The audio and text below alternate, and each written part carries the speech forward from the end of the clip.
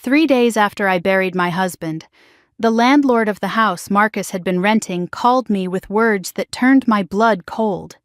His voice was nervous, almost afraid, like a man who had seen something he wished he could unsee. He said his name was Edward Collins, and that he had found something I needed to see. Something urgent. Something that could not wait. Then came the sentence that made my heart stop beating for a full 3 seconds. "Do not tell your sister," he said. "Do not tell her fiancé. You have to see this alone. I did not ask why." Something in his tone told me this was not a request.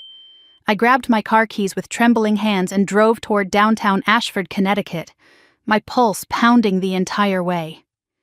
When I opened that office door 20 minutes later, what I saw made me grab the doorframe to keep from collapsing. But before I tell you what was behind that door, I need to take you back to the funeral, because that is where this nightmare truly began. I am truly grateful you are still here with me. Before we continue, take a moment to leave a comment and tell me where you are watching from and what time it is where you are right now. It means more than you know, and I read every single one. Also, please note this story includes some fictional elements added for entertainment and educational purposes. Any resemblance to real names or settings is purely coincidental, but the message I am sharing with you is meaningful and worth hearing. The funeral was 3 days ago, but it felt like 3 years had passed since I stood at that graveside and watched them lower my husband into the frozen ground. Marcus McCall, 38 years old, killed in a car accident on Miller's Curve. That is what the police report said. Sharp curve, wet road, no signs of foul play, case closed. A tragedy, nothing more. I was 36 years old and suddenly a widow. The word tasted like ash in my mouth every time I tried to say it. Widow. Such a small word for such an enormous emptiness. The service was held at Ashford Community Church on a gray October morning. The sky hung low and heavy, threatening rain that never came. Leaves fell from the maples lining the cemetery path, drifting down like grief made visible. I stood at the graveside surrounded by people I barely recognized, listening to a pastor I had never met read words about eternal rest and God's mysterious plan. I wanted to scream at him that there was nothing mysterious about a man dying at 38. There was only cruelty and randomness, and the terrible silence of a house that would never hear his voice again. But something else nagged at me that day. Something I could not name. My sister Jenna and her fiancé Tyler arrived 15 minutes after the service started. I saw them hurrying across the cemetery parking lot, Jenna's heels sinking into the soft earth, Tyler gripping her elbow like he was holding her upright. They slipped into the back row just as I began my eulogy. I looked out at the gathered mourners and caught Jenna's eye. She looked away immediately, dabbing at dry eyes with a tissue. Tyler stood rigid beside her, his jaw clenched so tight I could see the muscle working even from 20 feet away. He did not cry, did not even seem to be listening, just stared at the casket with an expression I could not quite read. During the reception afterward, they left within 40 minutes. Tyler practically dragged Jenna toward the door, muttering something about her needing to rest. I wanted to call out, to ask them to stay, to beg my sister to sit with me and hold my hand the way she used to when we were children, but they were gone before I could finish my second cup of coffee. And just before they walked out, I saw Tyler lean close to Jenna and whisper something. Whatever he said made her face go pale as milk. I dismissed it at the time. Grief makes people act strange. I told myself that over and over during the 3 days that followed. Grief makes people act strange. But now, sitting alone in my silent house with Edward Collins's words echoing in my skull, those moments replayed like a warning I should have heeded. The house felt wrong without Marcus. Our home of 8 years had become a museum of absence. His coffee mug still sat in the sink where he had left it the morning of the accident. His reading glasses waited on the nightstand, patient as ever. His winter coat hung by the front door, still carrying the faint scent of his cologne, cedar and sandalwood. Every time I walked past it, my chest seized up like a fist had closed around my heart. I had not been able to enter his home office yet, the room where he spent so many late nights working on accounts, staring at his computer screen with that little furrow between his eyebrows that I always found endearing. Our marriage was not perfect. No marriage is. But it was good. I thought it was good. Yet, in those final weeks, Marcus had been distracted, working late more often than usual, taking phone calls in the other room and speaking in low tones I could not quite hear. I assumed it was stress from a difficult client. I never thought to ask deeper questions. 3 days ago, while sorting through his personal effects returned from the accident scene, I found something in his wallet that gave me pause. A business card, slightly crumpled, wedged behind his driver's license. Edward Collins, Property Management, Collins Building, with a downtown Ashford address I did not recognize. Marcus had never mentioned renting another property. We shared everything, or so I believed. Why would he have a landlord I had never heard of? I meant to ask someone about it. But grief swallowed me whole, and the card sat on my kitchen counter like an unanswered question. Until this morning, when that same Edward Collins called me with a voice full of fear. Let me tell you about that phone call because the details matter. The phone rang at 9:17 in the morning. I almost let it go to voicemail. I was not ready to hear another neighbor tell me how sorry they were, how Marcus was in a better place now, as if anyone knew where that better place was supposed to be. But old habits die hard, so I picked up. "Mrs. McCall," the voice said. It was familiar but formal. "My name is Edward Collins. I'm the landlord of a property your husband was renting. I am sorry to bother you during such a difficult time." I almost hung up. Another sympathy call, I thought. Another stranger offering condolences that would change nothing. But then Edward said something that made me grip the phone until my knuckles turned white. "Your husband left something with me," he said. "Something he told me you needed to see if anything ever happened to him." My blood ran cold. If anything happened to him. "What do you mean by that? I cannot explain over the phone, Mrs. McCall. Someone might be listening." His voice dropped to a whisper, and I could hear real fear in it. "I need you to understand something. What I am about to show you, your life might depend on it." "You are scaring me," I said. "What is this about?" "Come to my office. The Collins Building, 2nd floor. And Mrs. McCall," he paused, and I heard him take a shaky breath. "Do not tell your sister. Do not tell her fiancé Tyler. Do not tell anyone. Just come. Now." The line went dead. I sat there holding the phone, heart hammering against my ribs like it was trying to break free. This could be a scam. Some elaborate con targeting a grieving widow. At 36, I was young enough to be a target, but old enough to know better. If someone wanted to hurt me, now would be the time, when I was alone and broken and barely holding myself together. But Edward had mentioned Marcus by name, had said Marcus left something with him. And that phrase, "your life might depend on it," those were not words you used lightly. The mention of Jenna and Tyler specifically, the warning not to tell them, that is what made me reach for my car keys. If there was even a chance this was real, I had to know. I owed it to Marcus. I owed it to myself. The drive to downtown Ashford took 20 minutes that felt like hours. I passed the church where we held the funeral and felt my chest tighten.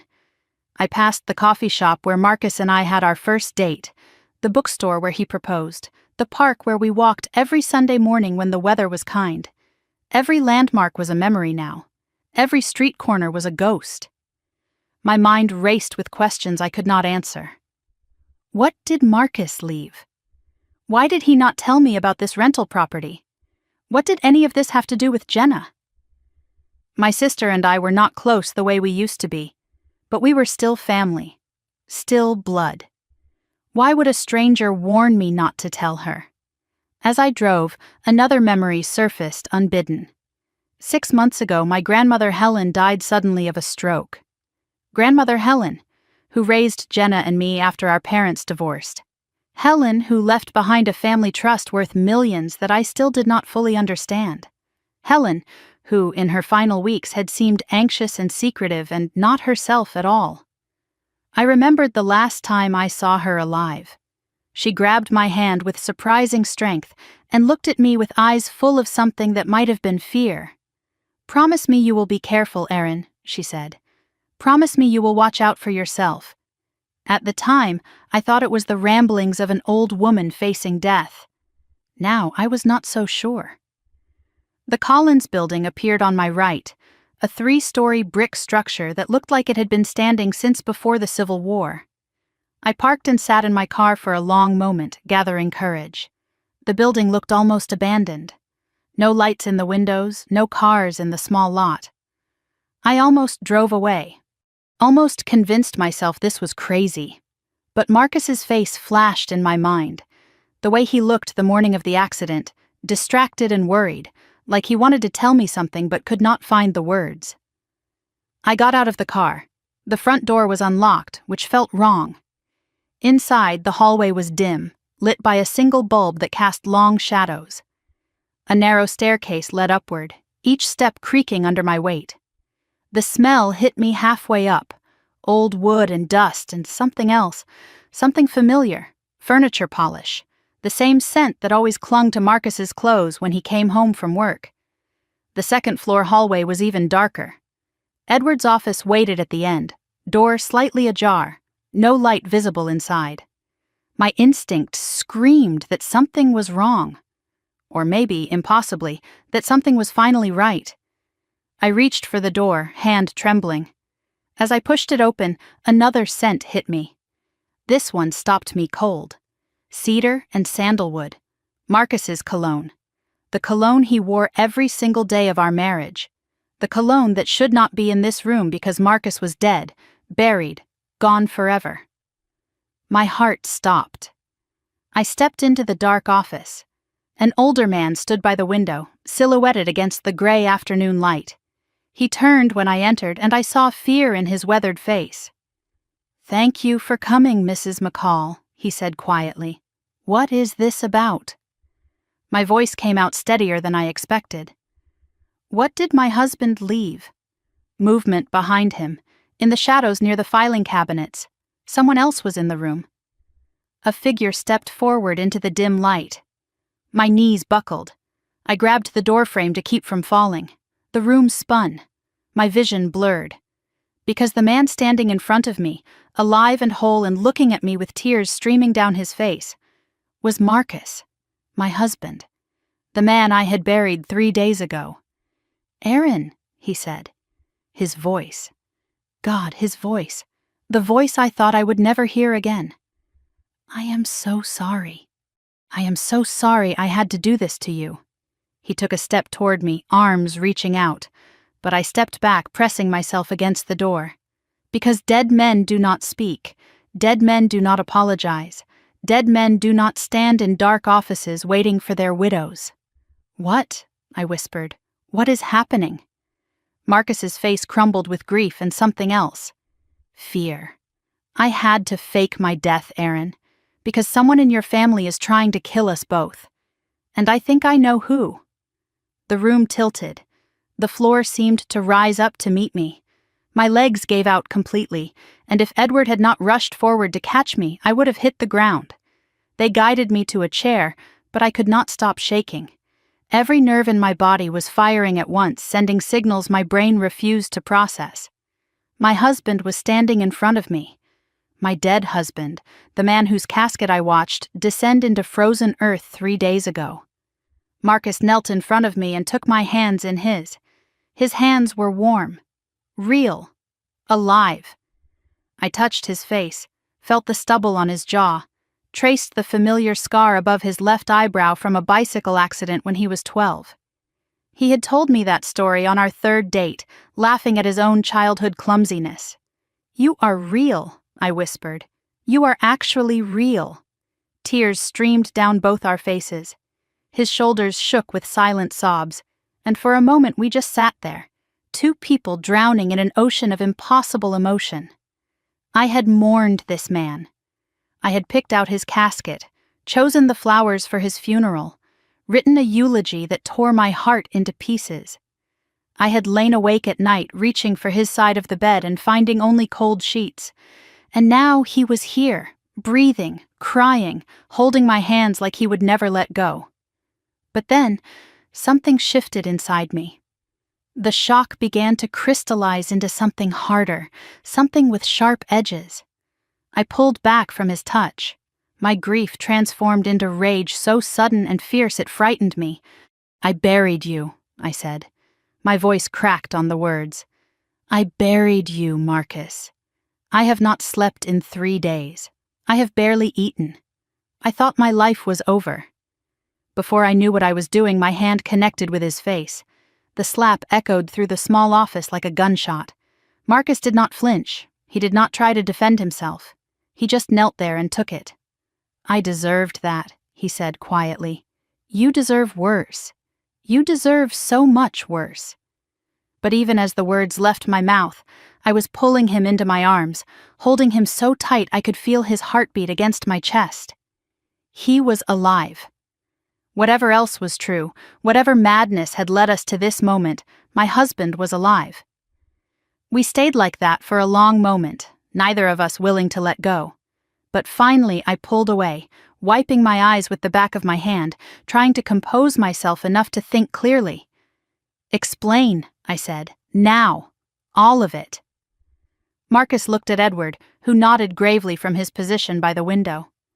Marcus took a deep breath, and I saw him steeling himself for what came next. "Everything I am about to tell you is going to sound insane," he said. "But I need you to listen. I need you to hear all of it before you react. I just found out my dead husband is alive. I think we are past the point of normal reactions." Marcus almost smiled, but the expression died before it reached his eyes. He sat back on his heels and looked up at me with a face full of sorrow. "It started 6 months ago," he said, "with your grandmother." I stiffened in my chair. "Grandma Helen? What does she have to do with this?" "Everything, Aaron. She has everything to do with this." Marcus paused, gathering his thoughts. When he spoke again, his voice was heavy with a truth he had been carrying alone for far too long. "Your grandmother did not die of a stroke." I felt the words hit me like a physical blow. "What are you talking about?" "The doctors said it was a stroke. They said her heart just gave out." "The doctors lied," Marcus said.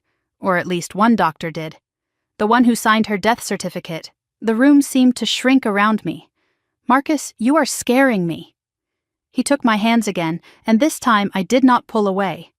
"Aaron, your grandmother was murdered." The word hung in the air like a gunshot. Murdered. My grandmother, the woman who raised me and Jenna after our parents' bitter divorce, who taught me to bake apple pie and play piano, who held me when I cried over broken hearts and broken dreams. Murdered. I could not speak, could not breathe, could only stare at my husband and pray that he was wrong. Marcus continued, his voice steady despite the horror of what he was revealing. 2 weeks before Helen died, she called me at my office. "Not you, Aaron, me," and that was unusual. Your grandmother rarely called me directly. "What did she say?" Marcus's face darkened with the memory. Her voice was shaking. She said, "Marcus, I need to tell someone. I think someone is trying to hurt me." My heart clenched. She said that? Those exact words? Those exact words. I asked her what she meant. Who would want to hurt her? She said she could not explain over the phone, but that she had changed her will the month before. And ever since then, things had been wrong. Wrong how? Marcus glanced at Edward, who moved to his desk and began pulling documents from a locked drawer. Marcus turned back to me. She said her medication tasted different. She said she found her medical files moved in her home office, papers she was certain she had not touched. And she said Tyler had been asking strange questions about the trust. The name hit me like ice water. Tyler? Jenna's fiancé? Helen asked me to promise that if anything happened to her, I would look into it. She asked me to protect you. I felt tears burning my eyes. Why did she not tell me? Why did she tell you instead of me? Because she was afraid, Aaron, afraid that if she told you, you would confront Jenna. And she was not sure yet. She did not want to destroy your relationship with your sister over a suspicion that might be wrong. But she told you. Marcus nodded. Because I am an accountant.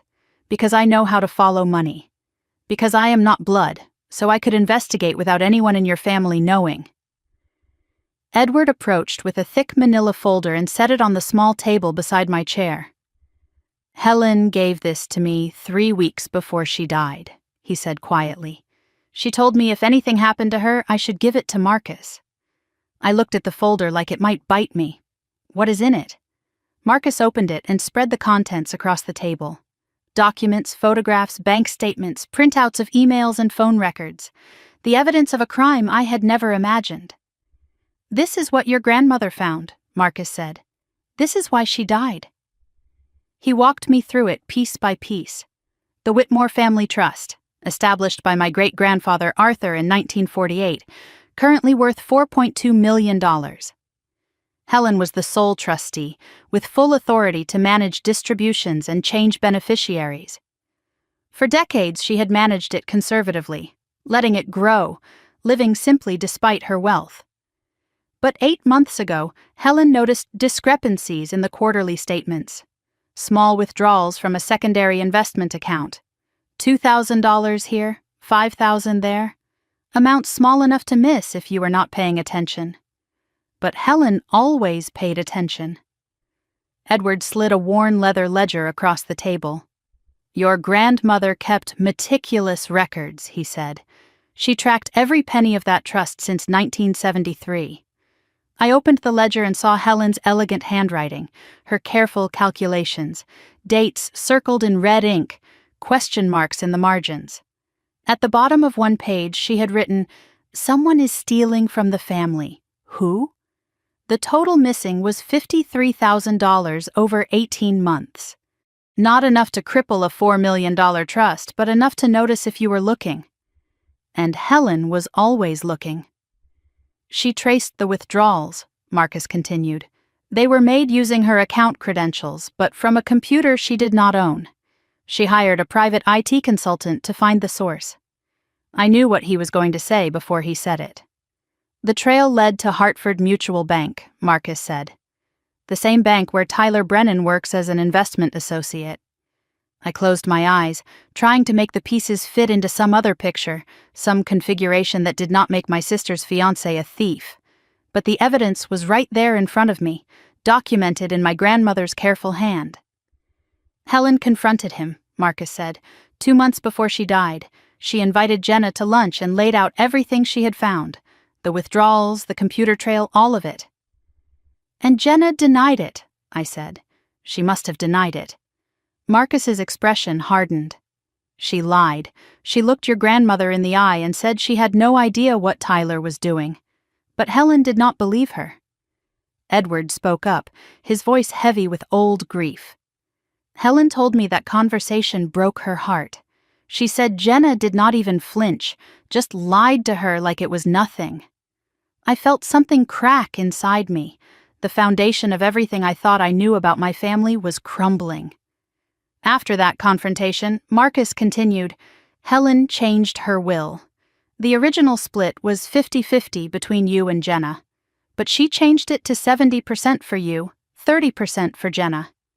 She also added a clause that if either beneficiary was convicted of a crime against the trust, or against Helen herself, they would be completely disinherited.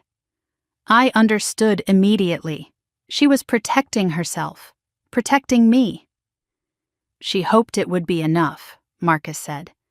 She thought that if Jenna and Tyler knew they would get less, they might just accept it and move on. But they did not accept it. No. Marcus's voice went cold. When Tyler found out about the new will through his contacts at the bank, everything changed. Suddenly, Helen was not just an inconvenience. She was a threat. If she died while the new will was in effect, Jenna and Tyler would lose over $1 million. But if something happened to Helen before the will was finalized with the court... The will was filed 2 weeks before she died, I said, the timeline clicking into place. They had a 2-week window, and they used it. Marcus pulled out another set of documents, medical records, prescription histories. A photograph of an older man in a white coat, silver-haired and distinguished. Your grandmother had a heart condition, Marcus explained. Managed for years by Dr. Raymond Voss, her cardiologist for over a decade. But 6 weeks before Helen died, Dr. Voss suddenly retired and moved to Florida. A new doctor took over her care. Dr. Nathan Mercer. I stared at the photograph. I had never seen this man before. Dr. Mercer changed Helen's medication, Marcus said. He told her it was a newer, more effective treatment. What he did not tell her was that the new medication would interact badly with her existing heart condition. It caused arrhythmias that mimicked stroke symptoms. You are saying a doctor murdered my grandmother. I am saying a doctor prescribed medication he knew would kill her. And that doctor played golf with Tyler Brennan every Saturday for 2 years. Edward added quietly, I pulled Dr. Mercer's financial records. He received a $200,000 consulting fee from an offshore account 3 days after Helen's death certificate was signed. I thought I might be sick. The room was spinning again, but this time it was not from shock. It was from rage. Pure, burning rage. They killed her for money, I said. They killed her for a trust fund. Marcus nodded slowly. And when I started asking questions, when I got too close to the truth, they tried to kill me too. He reached into the folder one more time and pulled out a single sheet of paper, a printout of a text message exchange. Edward recovered these from Helen's phone before it disappeared, Marcus said. They are between Jenna and Tyler, dated 1 week before Helen's death. I took the paper with trembling hands and read the words that would destroy everything I thought I knew about my sister. Tyler, the new meds are working. Doctor says it won't be long now. Jenna, good. I can't keep pretending everything is fine. She looks at me like she knows. Tyler, she suspects but she can't prove anything. Just keep visiting her. Act normal. It'll be over soon. Jenna, what about Erin? Tyler, don't worry about Erin. Once the old woman is gone and you can test the will, we'll have everything. Your sister won't know what hit her. Jenna, I love you. Tyler, I love you too. 1 more week, baby. 1 more week and we're rich. I read the texts 3 times, 4 times. My hands were shaking so badly the paper rattled. No, I whispered. No, this is not. Jenna would never. Marcus's voice was gentle but firm. I am sorry, Erin. Your sister knew. She knew what Tyler was planning and she helped him do it. I looked up at my husband, tears streaming down my face. She killed our grandmother. My own sister helped murder the woman who raised us. Marcus nodded slowly. And when I started asking questions, when I got too close to the truth, they tried to kill me too. That is why I had to fake my death, Erin, because they were coming for me. And once they realized I knew, they would come for you next. The texts blurred in my vision, but the words were seared into my brain. My sister, my baby sister. The girl I taught to ride a bike, who I held when she cried about boys, who I stood beside at our grandmother's funeral while she wept crocodile tears. She was a murderer. And according to my not-so-dead husband, I was next on her list. I read those text messages until the words stopped making sense, until they became just shapes on paper that could not possibly mean what they said. My sister, my baby sister. The girl who used to crawl into my bed during thunderstorms. The woman I stood beside at our grandmother's funeral, holding her hand while she sobbed. She had known. She had helped plan it. She had watched our grandmother die and then cried crocodile tears at her grave. This cannot be real, I said, my voice hollow. Someone must have faked these messages. Someone is trying to frame Jenna. Marcus shook his head gently. Edward recovered them directly from Helen's phone before it disappeared. The phone company confirmed the numbers matched Jenna and Tyler's devices. The timestamps are verified. It is real, Erin. My legs would not hold me. I sank back into the chair, my entire body going numb. Physical symptoms of shock rolled through me in waves. My hands felt like they belonged to someone else. A high-pitched ringing filled my ears. My vision narrowed until Marcus's face was the only thing I could see clearly. I thought of Jenna as a child, 6 years old with messy pigtails and a gap-toothed smile, holding my hand on her first day of kindergarten because she was too scared to walk in alone. I thought of her at 12, crying in my bedroom after a boy at school made fun of her braces, and me telling her that someday she would be beautiful and that boy would regret ever being mean to her.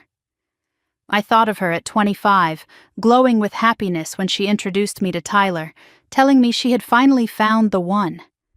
How did that little girl become a monster?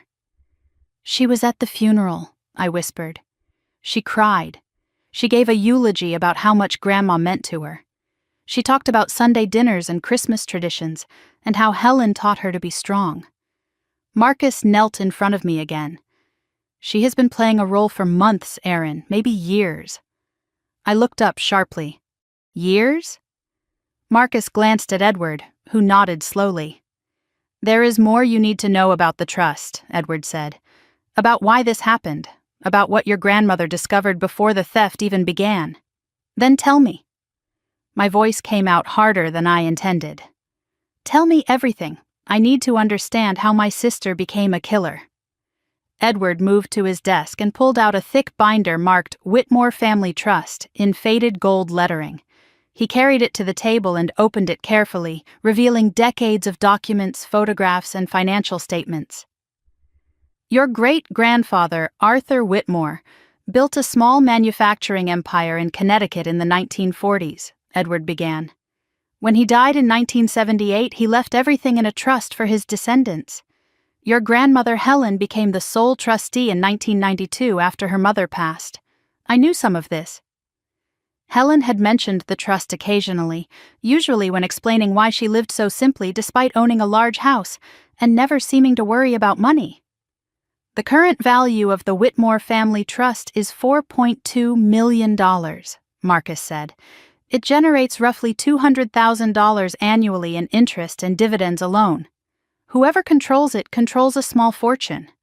$4 million. I knew Grandma was comfortable, but I never imagined it was that much.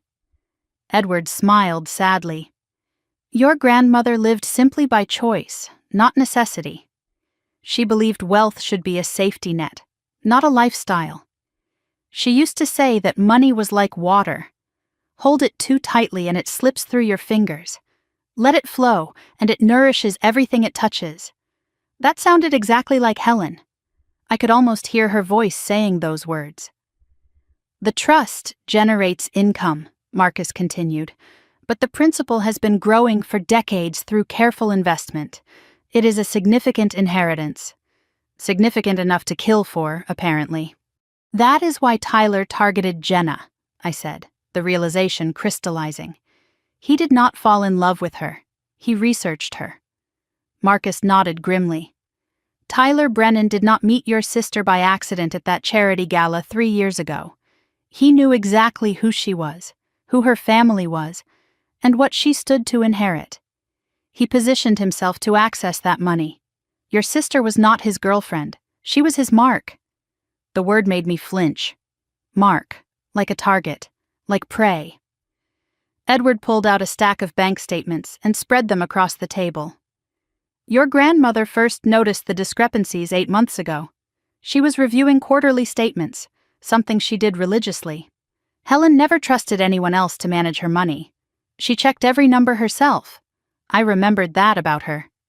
Every Christmas, while Jenna and I played with our presents, Helen would be at her desk with a calculator and a stack of receipts, balancing her accounts down to the penny. She found small withdrawals from a secondary investment account linked to the trust, Marcus explained. 2,000 here, 5,000 there. Amount small enough to miss if you were not paying attention. But your grandmother always paid attention. Edward slid a worn leather ledger across the table. I recognized it immediately. Helen's personal financial journal, the one she kept in her desk drawer and updated every Sunday after church. I opened it with trembling hands. Helen's elegant handwriting filled the pages, neat columns of numbers and dates stretching back years. But near the end, the entries changed. Red ink circles around certain dates. Question marks in the margins. Calculations redone multiple times with different results. At the bottom of one page, in handwriting that shook slightly, Helen had written, "Someone is stealing from the family." Who? $53,000 over 18 months, Marcus said. Not enough to cripple the trust, but enough to notice. And once Helen started looking, she found the trail. She traced the withdrawals to computers at Hartford Mutual Bank, Edward continued. The same bank where Tyler Brennan works. I closed my eyes, trying to imagine my grandmother sitting at her desk, piecing together this betrayal. She must have felt so alone, so afraid. And she had not told me because she did not want to destroy my relationship with Jenna over a suspicion. As Marcus talked, my mind drifted to another time, a better time. The summers I spent at Grandmother Helen's house in Ashford, when the world was simple and family meant safety. I was 12 years old, spending July at Helen's colonial house on Maple Street. I could still smell the lavender that grew wild in her garden, still taste the chocolate chip cookies fresh from her oven. Helen taught me to play piano that summer, sitting beside me on the bench, her patient fingers guiding mine over the keys. She taught me to bake her famous apple pie, to balance a checkbook, to write thank you notes on proper stationery. A woman should always know where her money is, she used to say. Never let anyone else control your finances. Independence is the greatest gift you can give yourself. I loved those summers. They were an escape from my parents' bitter divorce, from the constant fighting, from feeling caught in the middle of two people who had once loved each other and now could barely be in the same room. But Jenna hated those summers. She was 4 years younger than me, always feeling left out, always competing for Helen's attention. I remembered her throwing tantrums when Helen praised my piano playing. I remembered her sulking in corners when I got to help with the grown-up cooking while she was sent outside to play. Helen tried to include both of us equally. I know she did, but Jenna never believed it. One summer I must have been 15, I overheard her crying to our mother on the phone. "Grandma loves Erin more. She always has. It is not fair. I work so hard to make her proud, and she still looks at Erin like she hung the moon." I dismissed it at the time as typical sibling rivalry. Sisters competed. That was normal. But sitting here now, with evidence of murder spread across the table in front of me, I wondered how long that jealousy had been festering. How many years had Jenna spent keeping score, building resentment, waiting for a chance to even the scales? Tyler did not create Jenna's darkness, I realized. He just gave it permission to emerge. Marcus's voice pulled me back to the present. "Erin, are you with me?" I blinked, realizing I had been silent for a long moment. I was thinking about the summers, about how different Jenna and I always were. "Helen noticed too," Marcus said softly. "That is part of why she changed the will." Edward pulled out another document, an audio recording device, old but functional. "Helen confronted Jenna 2 months before she died," he said. "She recorded the conversation without telling her." He pressed play, and my grandmother's voice filled the room. Hearing it again after 6 months was like a knife to my heart. "Jenna, I know about the withdrawals. I know Tyler has been accessing trust accounts." Silence on the recording. Then Jenna's voice, tight and defensive. "I do not know what you are talking about, Grandma. Do not lie to me, child. I have seen the records. $50,000 is missing. Even if that were true, it is family money. Tyler and I are going to be family. Tyler is a thief, and if you knew about this and said nothing, you are complicit." More silence. Then Jenna's voice changed, became harder, sharper. A voice I barely recognized. "You always favored Erin. This is just an excuse to cut me out. This has nothing to do with favoritism. This is about integrity, about trust." "Trust? You want to talk about trust? You are the one who controls everything. You decide who gets what, who is worthy, who is not. That is not family, Grandma. That is tyranny." Helen's voice broke slightly on the recording. "I am giving you a chance to make this right, Jenna. Leave Tyler, return the money. We can move past this." And then Jenna's final words. cold as ice. I am not leaving Tyler, and I am not returning anything. Do whatever you want with your precious trust. See if I care. The recording ended. Tears were streaming down my face. That was not my sister's voice. That was a stranger wearing Jenna's face. But deep down, I recognized something in it. The petulance, the resentment, the chip on her shoulder that had always been there, just hidden beneath smiles and I love yous. After that confrontation, Helen acted fast, Marcus said. She met with her attorney and revised her will. 70% to you, 30% to Jenna. She also added a clause that if either of you was convicted of a crime against the trust or against Helen herself, you would be fully disinherited. She knew, I whispered. She knew she was in danger. Edward's voice was heavy with grief. She told me as much. I begged her to go to the police, but she refused. She said she could not bear to see her granddaughter in handcuffs. She hoped changing the will would be enough. She underestimated them, Marcus said. She could not imagine her own granddaughter would choose money over her life.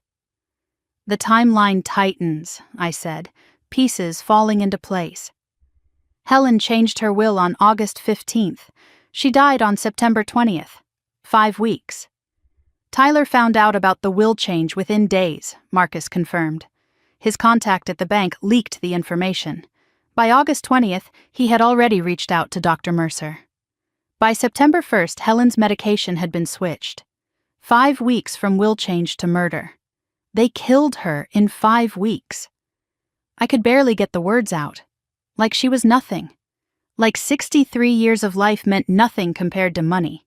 That is who Tyler is. And that is who Jenna chose to become. I stood abruptly, needing to move, needing to breathe. I paced the small office, my mind racing. Okay, Helen changed the will. They killed her. The will was executed. I got 70%. So they lost. It is over. Marcus shook his head slowly. It is not over, Aaron. It is just beginning. I stopped pacing. What do you mean? After Helen's death, the trust was distributed according to the new will. You received 70%, roughly $2.9 million. Jenna received 30%, about $1.3 million. That should have been enough. $1.3 million is more money than most people see in a lifetime, but Jenna and Tyler are not most people, and they want it all. Marcus's jaw tightened. 2 weeks after Helen's funeral, I overheard Tyler on the phone. I was at their house helping Jenna with some paperwork.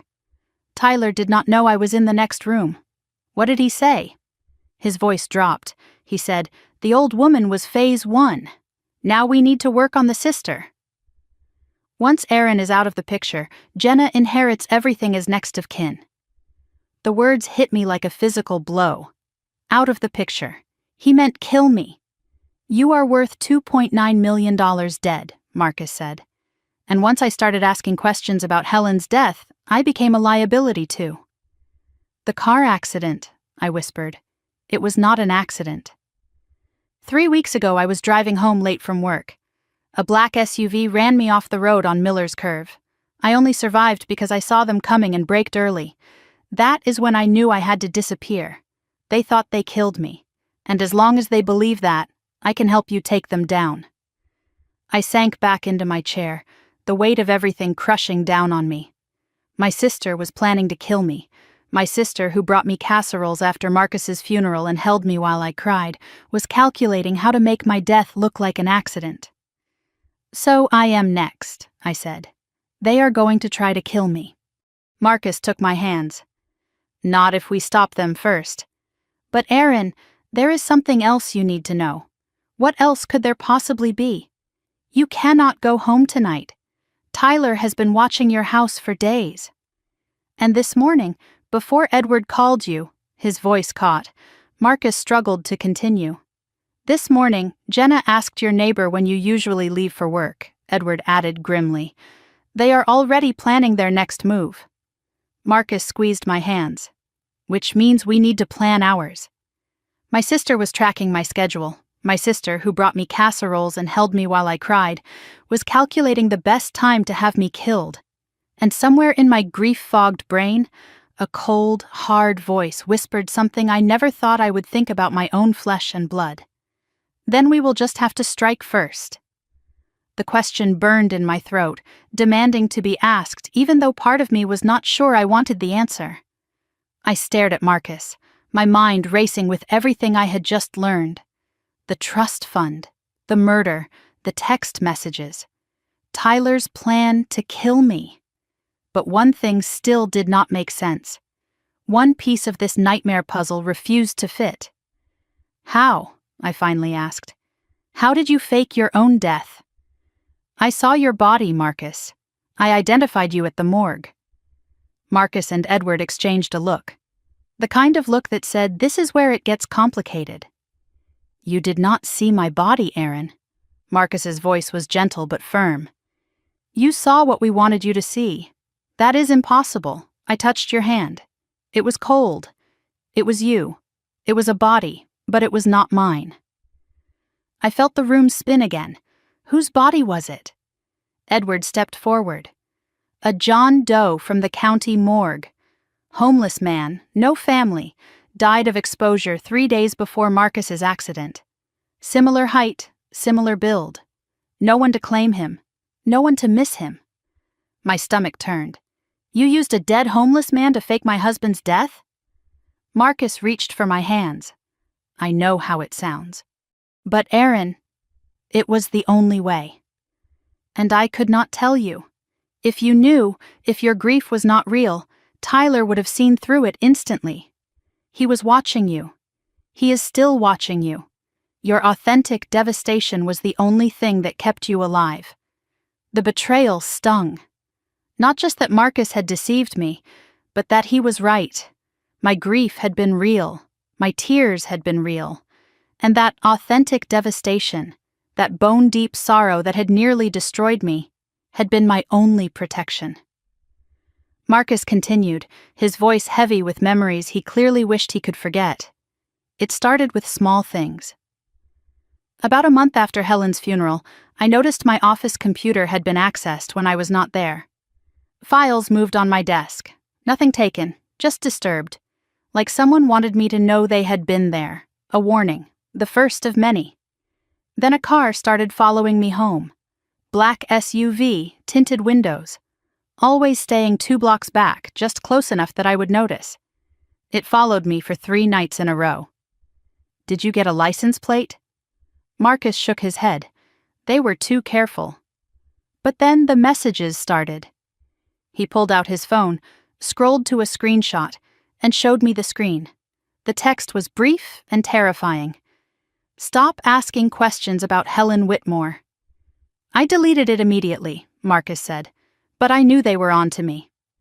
Then came the final warning. 1 week before my accident. He paused, and I saw pain flash across his face. I came home late from work, found the front door unlocked. I was certain I had locked it that morning. I searched the entire house. Nothing was taken. Nothing was obviously disturbed. Except one thing. What? A photograph of you. It had been on the living room mantel, the one from our anniversary trip to Vermont. I found it on the kitchen counter, and underneath it, a note. His voice dropped to barely a whisper. The note said, "She is next if you do not stop." I felt ice spread through my veins. They threatened me to get to you. That is when I understood. They were not just going to kill me.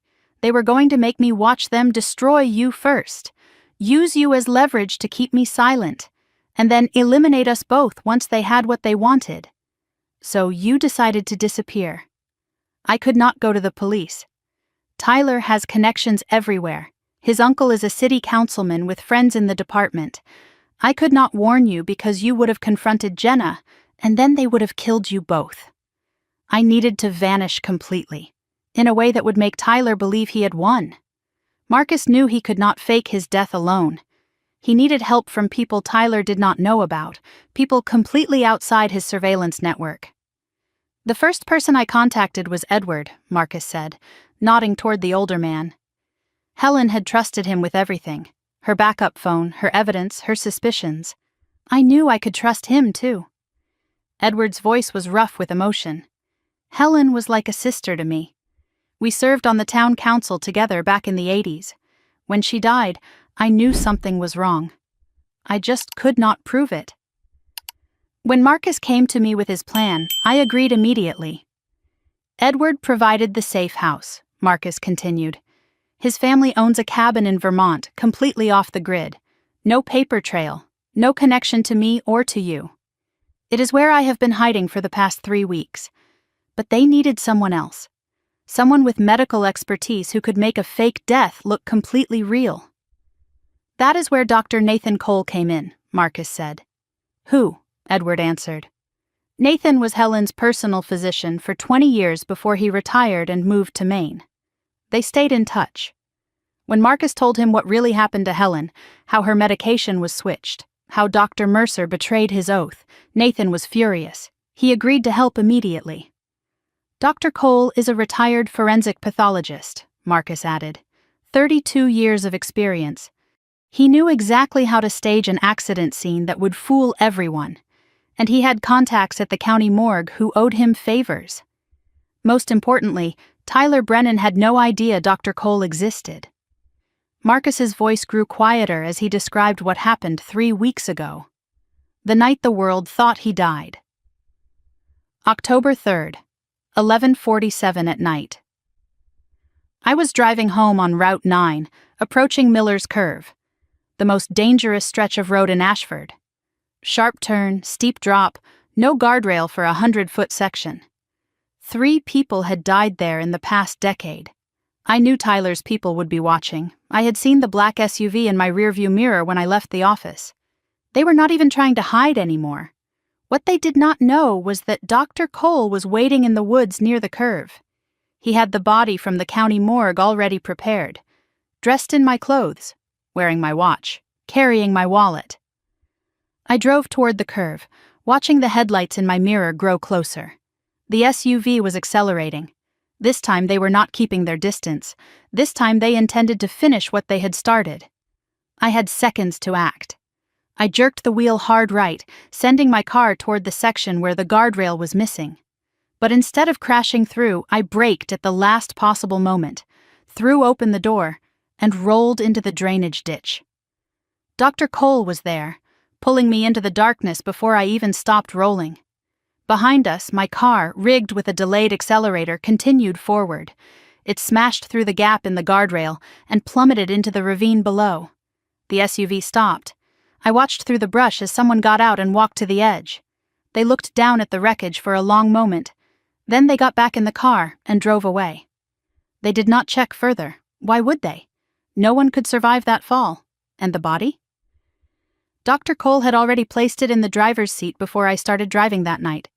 The fire that erupted when the car hit the bottom destroyed most identifying features.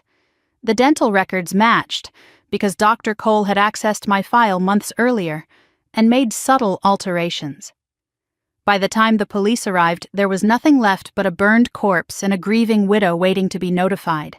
My hands were shaking, but I identified the body. They took me to the morgue. I said it was you. Marcus's face crumpled with guilt. You identified what was left after a car fire and a 50-foot fall. You saw a body bag. You saw a hand. The hand was real, just not mine. I felt sick. How did they manage that? Edward spoke carefully. Dr. Cole removed the deceased man's hand before the accident. He preserved it, made sure it matched Marcus's general appearance. In the dim light of the morgue, with you already expecting to see your husband. I saw what I expected to see, I whispered. I am so sorry, Aaron. Marcus's voice broke. I know what I put you through. I watched the morgue through the security camera. I saw you collapse. I saw you screaming. I almost broke cover right there. I almost ran in and told you everything. You watched me identify a stranger's body as my husband, and you did not stop it. The anger was back, mixing with relief, mixing with something I could not name. Every second was agony, Marcus said. But if I had revealed myself, Tyler would have known. The entire plan would have collapsed. And then we would both be dead for real. So instead, you let me bury a homeless man in your grave. You let me grieve for 3 days. You let me think my entire life was over. To save your life, to give us a chance to expose them, to get justice for Helen." Long silence. I stared at this man I had married, this man I had mourned, this man who had deceived me to protect me. Part of me wanted to hit him again. Part of me wanted to hold him and never let go. "I understand," I finally said. "I hate it, but I understand." Marcus squeezed my hands with relief. "There is one more person you need to know about, someone who can help us prove everything." "Who?" "Ruth Gonzalez," Edward said. "She was Helen's housekeeper for 15 years. I remembered Ruth. A small, quiet woman with kind eyes who had been devoted to my grandmother. She disappeared right after Helen's funeral. I assumed she had found another position. Ruth was at Helen's house the day before she died," Marcus explained. "She overheard a phone conversation between Helen and someone Helen called that Brennan boy, Tyler. Helen was shouting. Ruth said she had never heard your grandmother raise her voice in 15 years of working for her. She heard Helen say, 'I know what you did. I have proof. And if anything happens to me, it goes straight to the police.' The next day, Helen was dead. And Ruth? 3 days after Helen's funeral, Tyler showed up at Ruth's apartment. All smiles and sympathy. He asked if Helen had left her anything. Any documents, any keys, anything at all. Ruth lied. Said no. That night, someone tried to break into her apartment. Ruth packed a bag and disappeared. She has been hiding in a cabin in Maine ever since. Dr. Cole has been in contact with her. She has evidence that could change everything. What kind of evidence? Photographs of documents Helen showed her. A recording of that final phone call Tyler does not know exists. And Helen's original medication bottles, the ones from before Dr. Mercer switched them. I felt hope kindle in my chest for the first time since this nightmare began. Ruth's testimony and evidence could prove Helen was murdered. Combined with what Edward has, combined with what I have gathered, we have enough to bring Tyler down, Marcus said. But then his expression darkened. Then why have you not gone to the police already? Because we do not have direct evidence against Jenna. Those text messages prove she knew, but a good lawyer could argue they were taken out of context. That she was a victim of Tyler's manipulation. That she did not understand what was really happening. Edward nodded. We need Jenna to confess. On record. Undeniably. Something no lawyer can explain away. I began to understand. And you need me to get that confession. Marcus took my hands again. I know I am asking too much. After everything you have been through, after everything I put you through, I have no right to ask anything. But you are going to ask anyway. We need you to go back, to your house, to your life. We need you to be the grieving widow who is falling apart. Edward continued. Tyler and Jenna will come to you. They will offer to help with finances, with paperwork, with the estate. They will try to get you to sign a power of attorney. And when they do, Marcus said, when they think you are vulnerable and broken and alone. I finished his sentence. I will be recording everything. Silence fell over the room. The weight of what they were asking pressed down on me. Go back into the lion's den. Smile at the people who murdered my grandmother. Let them think they had won while secretly gathering evidence to destroy them. What if they try to kill me before I get enough evidence? You will not be alone, Marcus said firmly. I will be watching. Edward will be watching. And I have one more ally. Someone inside law enforcement who believes us. Who? Detective Laura Chen, Hartford Police Department. She investigated Helen's death originally. She was told to close the case. Natural causes, nothing suspicious. But she never believed it. A detective? Why did she not pursue it? Because her captain told her to drop it. The same captain who plays poker every week with a city councilman who happens to be Tyler Brennan's uncle. My stomach dropped. Tyler's corruption goes that high? We are not just fighting a killer, Aaron. We are fighting a network, but Chen is on our side. She has been building her own file, off the record. When we have enough evidence, she will take it to the state attorney general, bypass the local corruption entirely. I stood and walked to the window, looking out at the gray Ashford sky. Somewhere out there, my sister was planning my murder. Somewhere out there, a network of corrupt officials was protecting the man who killed my grandmother. I thought of Helen, of Ruth hiding in fear, of Marcus watching me grieve from the shadows. I thought of Jenna's voice on that recording, cold and cruel and utterly unrecognizable. When I turned back to Marcus and Edward, my eyes were dry. My voice was steady. Tell me exactly what I need to do. First thing tomorrow, you go home. You play the grieving widow. And when Jenna and Tyler show up with their sympathy and their schemes, I will be ready. Edward handed me a small device no bigger than a button. Wear this at all times. It records everything within 20 feet. And it has a panic button. If anything goes wrong, press it twice. We will be there in minutes. I took the device, felt its weight in my palm. So small, so insignificant looking. But it was a weapon. My weapon. I was about to become bait for my sister's trap. I was about to pretend to be broken while hunting the people who had destroyed my family. I left Edward's office that evening as a different woman than the one who had arrived. 3 hours ago, I was a widow drowning in grief.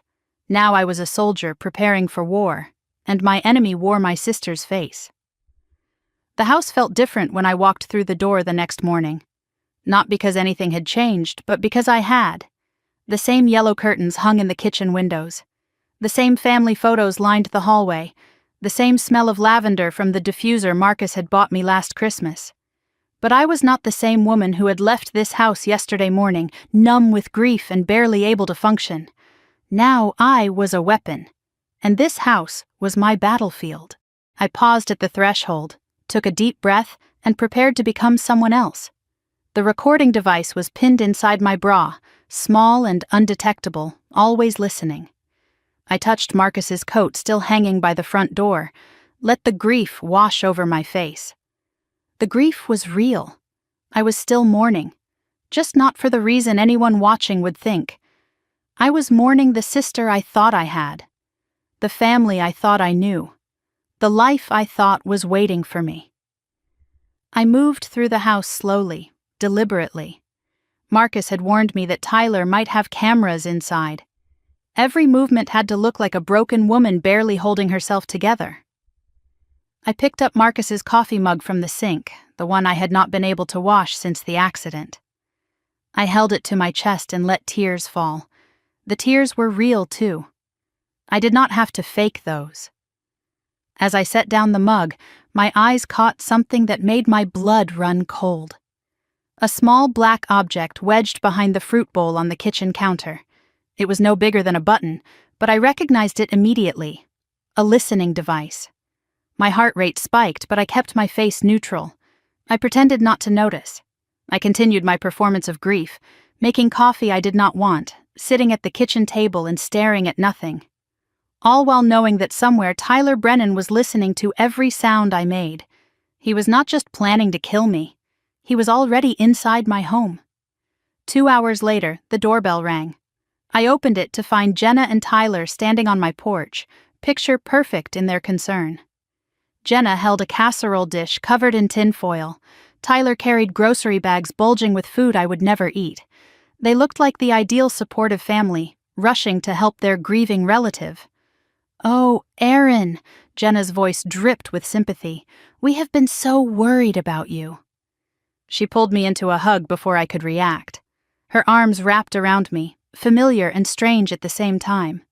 These were the same arms that had comforted me after our parents' divorce.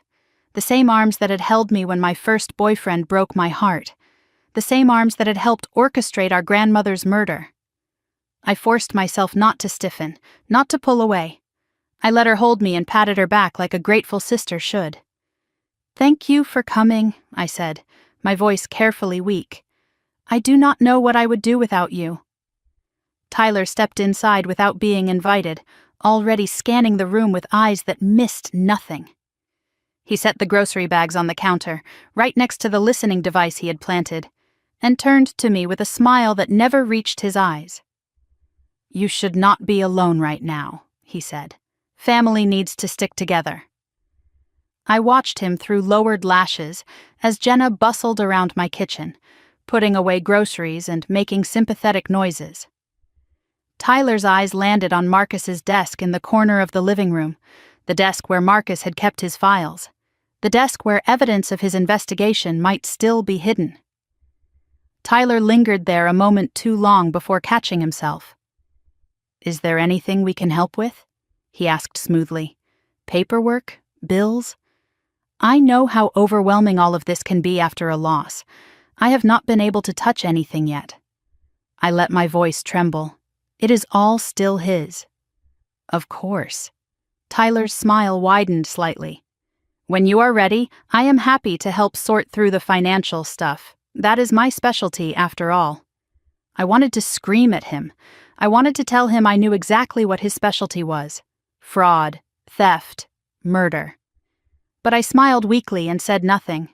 Jenna settled me on the couch like I was an invalid and brought me tea I had not asked for. She sat beside me, took my hand, and stroked it gently with her thumb. The gesture was so familiar, so sisterly, that for a moment I almost forgot what she was. "Have you eaten anything?" she asked. "You look so thin, Aaron. You have to take care of yourself." "I have not had much appetite." "I know this is hard to think about, but have you talked to Marcus's life insurance company yet?" There it was, the first probe. I kept my face carefully blank. "Insurance?" "I have not thought about any of that." "It is important, sweetie. You need to know where you stand financially. Marcus would want you taken care of." Tyler spoke up from across the room, where he was pretending to examine a bookshelf while actually studying the papers on Marcus's desk. "Most policies have a time frame for filing claims. You do not want to miss any deadlines." "I do not even know if he had life insurance," I said, letting confusion color my voice. "He handled all of that." Jenna and Tyler exchanged a quick glance, so fast I almost missed it. A silent communication between co-conspirators. "What about his will?" Jenna pressed. "Did Marcus have a will?" I shook my head, letting my shoulders slump. "I do not know. I do not know anything. He took care of everything and now he is gone and I do not know what to do." I buried my face in my hands, let my shoulders shake with sobs. Jenna pulled me close and made soothing sounds. "Shh, it is okay. That is why we are here. We will help you figure everything out." They were not asking out of concern. They were fishing for information. How much did I know? How much had Marcus known? And most importantly, how easy would I be to manipulate? An hour passed. Tyler excused himself to use the bathroom. He was gone for 12 minutes. I counted every second. When he returned, his expression was carefully neutral, but I noticed tension in his shoulders that had not been there before. He had been searching, looking for something, or making sure something was not there. I excused myself, saying I needed to splash water on my face. In the bathroom, I locked the door and checked the medicine cabinet. Everything had been moved. My medications were in different positions than I had left them. My blood pressure pills, my antihistamines, my multivitamins. Every bottle had been turned so the labels faced outward. Someone had read every single one. My blood ran cold as I remembered what Marcus told me. This was exactly how Helen's murder started. A new doctor, changed medications, a natural death that no one would question. Were they already planning the same thing for me? For a moment, genuine terror gripped me. I was alone in a house with two people who had killed before and would kill again. But then I touched the recording device through my shirt and felt its reassuring presence against my heart. I was not alone. Marcus was listening. Edward was nearby. Detective Chen knew the plan. I looked at myself in the mirror, saw the fear in my eyes, and forced it down. When I walked back into the living room, my face showed only exhaustion and grief. Tyler was now sitting at Marcus's desk, papers spread in front of him. "Sorry," he said without a trace of apology. "I noticed some things were falling. Did not want you to lose anything important." "Thank you," I said. That is very thoughtful." The words tasted like poison, but I said them with a grateful smile. Jenna and Tyler left around 3 in the afternoon, promising to return tomorrow. "Call us if you need anything," Jenna said at the door, "anything at all." The moment their car disappeared down the street, I exhaled for what felt like the first time in hours. But I did not have long to decompress. 30 minutes later, another knock at the door made me jump. It was Claire Mitchell, my colleague from Lincoln Elementary, where I taught 3rd grade. Claire was 52, divorced, and sharp-eyed. She had a way of noticing things other people missed.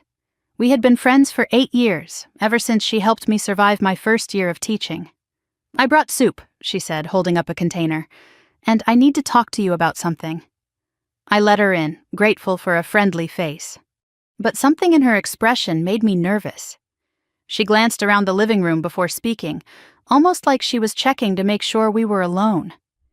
"Aaron, I know this might sound crazy and maybe I should not say anything, but I saw something strange." "What is it?" "The day Marcus died. The morning of his accident. I saw Tyler Brennan at First National Bank downtown." My heart skipped. "Tyler? Are you sure?" "Positive. I was there to deposit a check. He was in the private office area talking to someone. He looked agitated. Kept checking his phone." "That is not unusual," I said carefully.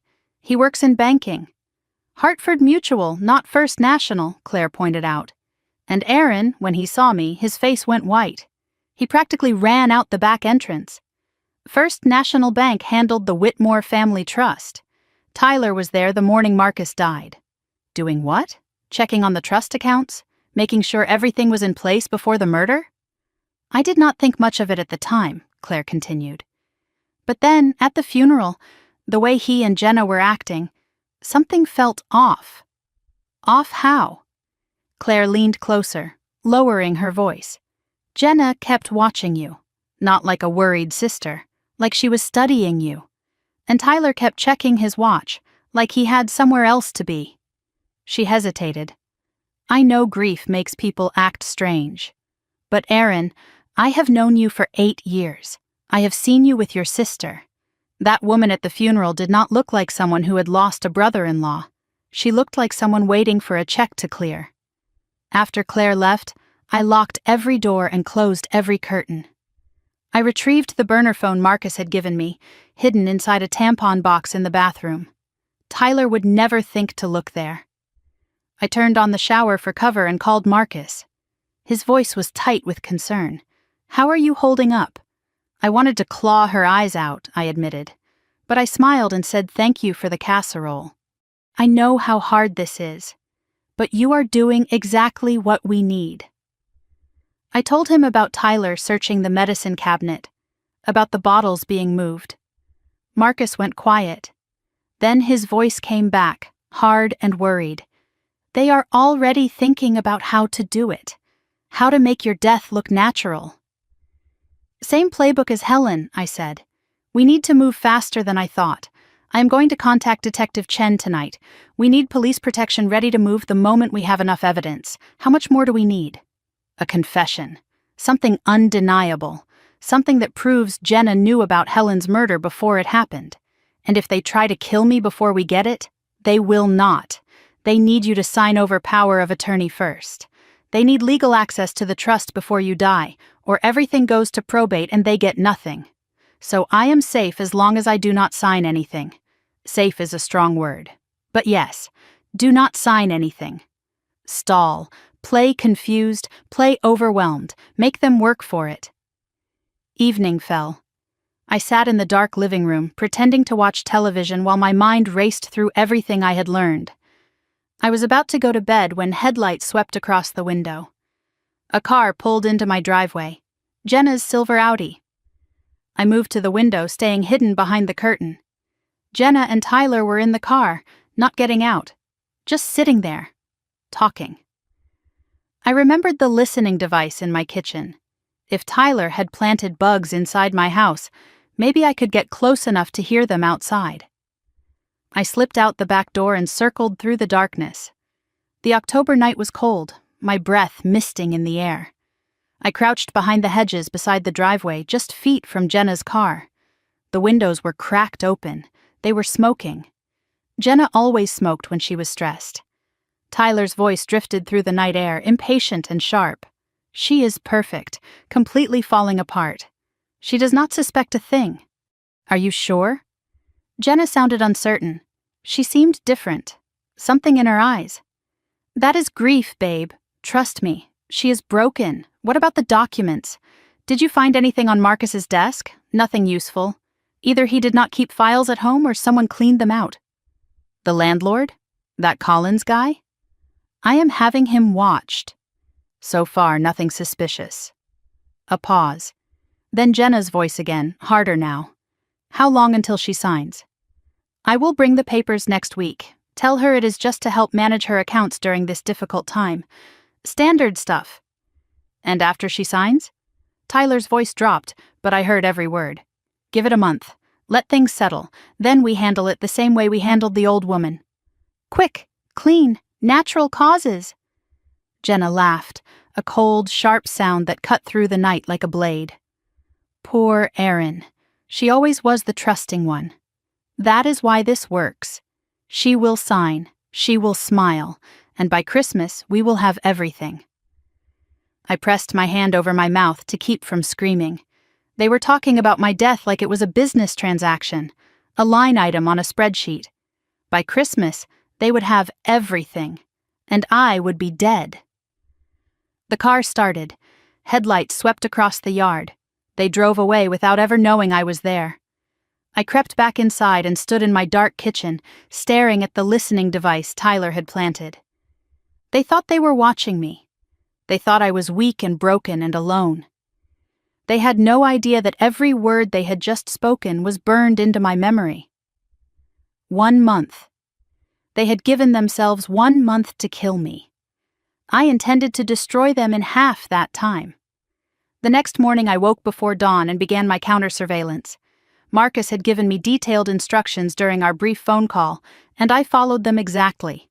3 small recording devices, each no bigger than a shirt button, hidden in strategic locations throughout my house. 1 behind the mirror in the hallway, 1 inside the decorative vase on the bookshelf, 1 tucked beneath the lampshade in the living room. If Tyler was going to listen to me, I was going to listen right back. I moved through my house like a ghost, checking every corner, every shadow. The listening device Tyler had planted in my kitchen was still there, still recording, still transmitting my grief to whoever was monitoring it. I left it untouched. Let them think they had the upper hand. Let them think I was too broken to notice. By the time the sun rose, I had transformed my home into a trap. Every conversation that happened within these walls would be captured. Every lie, every threat, every slip of the tongue that might reveal the truth about what they had done to Helen. I was making coffee when my phone rang. Jenna's name flashed on the screen. "Good morning, sweetie." Her voice was warm and concerned. "How did you sleep?" "Not well," I let exhaustion color my words. "The house feels so empty." "That is exactly why I am calling. Tyler and I have been talking, and we think you should come stay with us for a while. You should not be alone right now." My heart rate spiked, but I kept my voice steady. "Stay with you? Just until you are feeling stronger. We have the spare bedroom all set up. You would have your own space, your own bathroom. And we would be right there if you needed anything." I understood immediately what this was. Not an invitation, a capture. If I moved into their house, I would be under constant surveillance. No way to contact Marcus. No way to gather evidence. No way to escape when they finally decided to make their move. "That is so sweet of you," I said carefully. "But I think I need to be here, in our home. I feel closer to Marcus here." A pause on the other end. I could almost hear Jenna recalculating. "Are you sure? It breaks my heart to think of you all alone in that big house." "I am sure. But thank you for offering. It means so much to know you care. We do care, Erin, more than you know. We are family." The word family hit me like a slap. Family. The same word Helen had used when confronting Jenna about the theft. The same word Tyler had corrupted and weaponized. I will come by later today, Jenna continued. Tyler has some paperwork he wants to show you. Just financial stuff. Nothing complicated. Of course, I will be here. I hung up and stared at the phone in my hand. They were accelerating the timeline. The power of attorney documents were coming today. They wanted me to sign away control of my finances, my assets, my life. I would not sign. But I had to make them believe I might. 3 hours later, Jenna and Tyler arrived with a folder full of documents and freshly baked muffins. The domesticity of it all made my stomach turn. Here they were, bringing comfort food while plotting my murder. Tyler spread the papers across my kitchen table with the practiced ease of a man who had done this many times before. He explained each document in simple terms, treating me like a child who needed help understanding basic concepts. This is a standard power of attorney, he said, pointing to the first form. It just gives me the ability to manage your accounts while you are going through this difficult time. Pay bills, handle investments, that sort of thing. I picked up the document and pretended to study it. The legal language was dense, but I understood enough to know what I was looking at. This was not limited power of attorney. This was full control. If I signed this, Tyler would have complete access to everything I owned. I do not know, I said slowly. This seems like a big step. It is actually very common, Tyler assured me, especially for widows dealing with complicated estates. You have enough to worry about without managing finances on top of everything else. Jenna put her hand on my arm. Marcus would want you to be taken care of, sweetie. He would want someone handling the business side so you can focus on healing. I looked at my sister's face, searching for any trace of the girl I had grown up with. The girl who used to braid my hair and tell me ghost stories. The girl who cried on my shoulder when our parents divorced and promised we would always have each other. That girl was gone. Maybe she had never really existed. Can I have some time to think about it? I asked. This is a lot to process. Tyler's jaw tightened almost imperceptibly. Of course, take a few days, but Aaron, there are deadlines, bills that need to be paid, investments that need attention. The longer you wait, the more complicated things become. I understand. I will look everything over carefully. They left an hour later, taking their muffins and their false concern with them. The power of attorney documents stayed on my kitchen table, unsigned, their presence a constant reminder of the danger I was in. That afternoon I sat in Marcus's chair in the living room and let memories wash over me. Not memories of Marcus, but memories of Jenna, our childhood, our sisterhood, the slow poison that had been building between us for decades. I was 10 years old the first time I realized Jenna saw me as competition rather than a companion. We were at Helen's house for Thanksgiving, and I had helped our grandmother make the pumpkin pie. When Helen praised my work at dinner, Jenna kicked me under the table so hard I had a bruise for a week. After that, I started noticing patterns. Whenever I succeeded at something, Jenna found a way to diminish it. When I won the spelling bee in 6th grade, she told everyone I had cheated. When I got accepted to college with a partial scholarship, she announced that she had decided not to go to college because she was too independent for institutional learning. For years I made excuses. Jenna was younger, Jenna had different strengths, Jenna just expressed love differently. I bent myself into knots trying to maintain our relationship, never acknowledging the fundamental truth that she resented my existence. Helen saw it. I remembered a conversation we had during my sophomore year of high school, sitting on her back porch watching fireflies. Your sister is jealous of you, Helen said without preamble. She has been since the day you were born. I was shocked. Jenna loves me. Helen smiled sadly. Love and jealousy are not mutually exclusive, child. Jenna loves you because you are her sister. But she envies you because you have something she does not. What could I possibly have that she does not? Peace, Helen said. You are comfortable in your own skin. You do not need external validation to feel worthy. Jenna will spend her whole life chasing approval, and she will hate anyone who seems to have found it without trying. I dismissed the conversation at the time. Helen was old. She did not understand modern sibling dynamics. Jenna and I would grow out of our rivalry and become close as adults. Except we never did. And now I understood that Helen had seen the truth I had been too blind to accept. Jenna's jealousy was not a phase. It was a cancer that had grown and metastasized until it consumed everything good in her. Tyler did not create the monster. He just gave it permission to feed. My phone buzzed, startling me out of my memories. A text from Claire. Need to talk. Important. Can you meet me at the coffee shop on Main Street in an hour? I texted back yes and started getting ready. Leaving the house was risky. Tyler might have people watching, but Claire had seemed genuinely concerned, and I needed allies. The coffee shop was nearly empty when I arrived.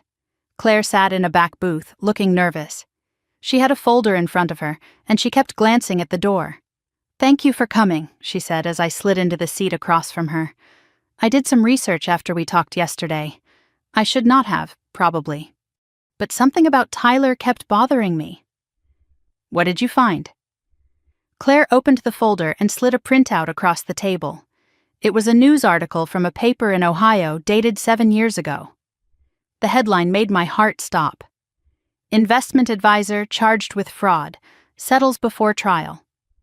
The article detailed how a young financial advisor named Tyler James Brennan had been accused of misappropriating funds from several elderly clients. The charges were dropped when he agreed to pay restitution and surrender his license in the state of Ohio. "He was convicted," I whispered. "He has done this before." "Not convicted," Claire corrected. "He settled before it went to trial, paid off his victims, moved to Connecticut, and started over. It looks like he got his license reinstated here after a few years of working in a related field." I stared at the article, trying to process what I was seeing. Tyler was not just a murderer. He was a serial predator. He had targeted vulnerable elderly people before, stolen their money, and escaped consequences through legal maneuvering. And then he had found Jenna. Found the Whitmore family trust. Found his biggest score yet. "There is more," Claire said. She pulled out another sheet of paper. "I have a friend who works at Hartford Mutual. I asked her to check on Tyler's work history. She said he specifically requested to be assigned to accounts involving trusts and estates.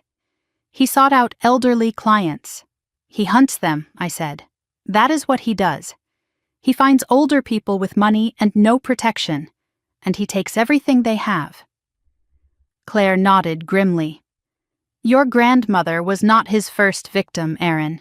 She was just his biggest target." I thanked Claire and drove home in a daze.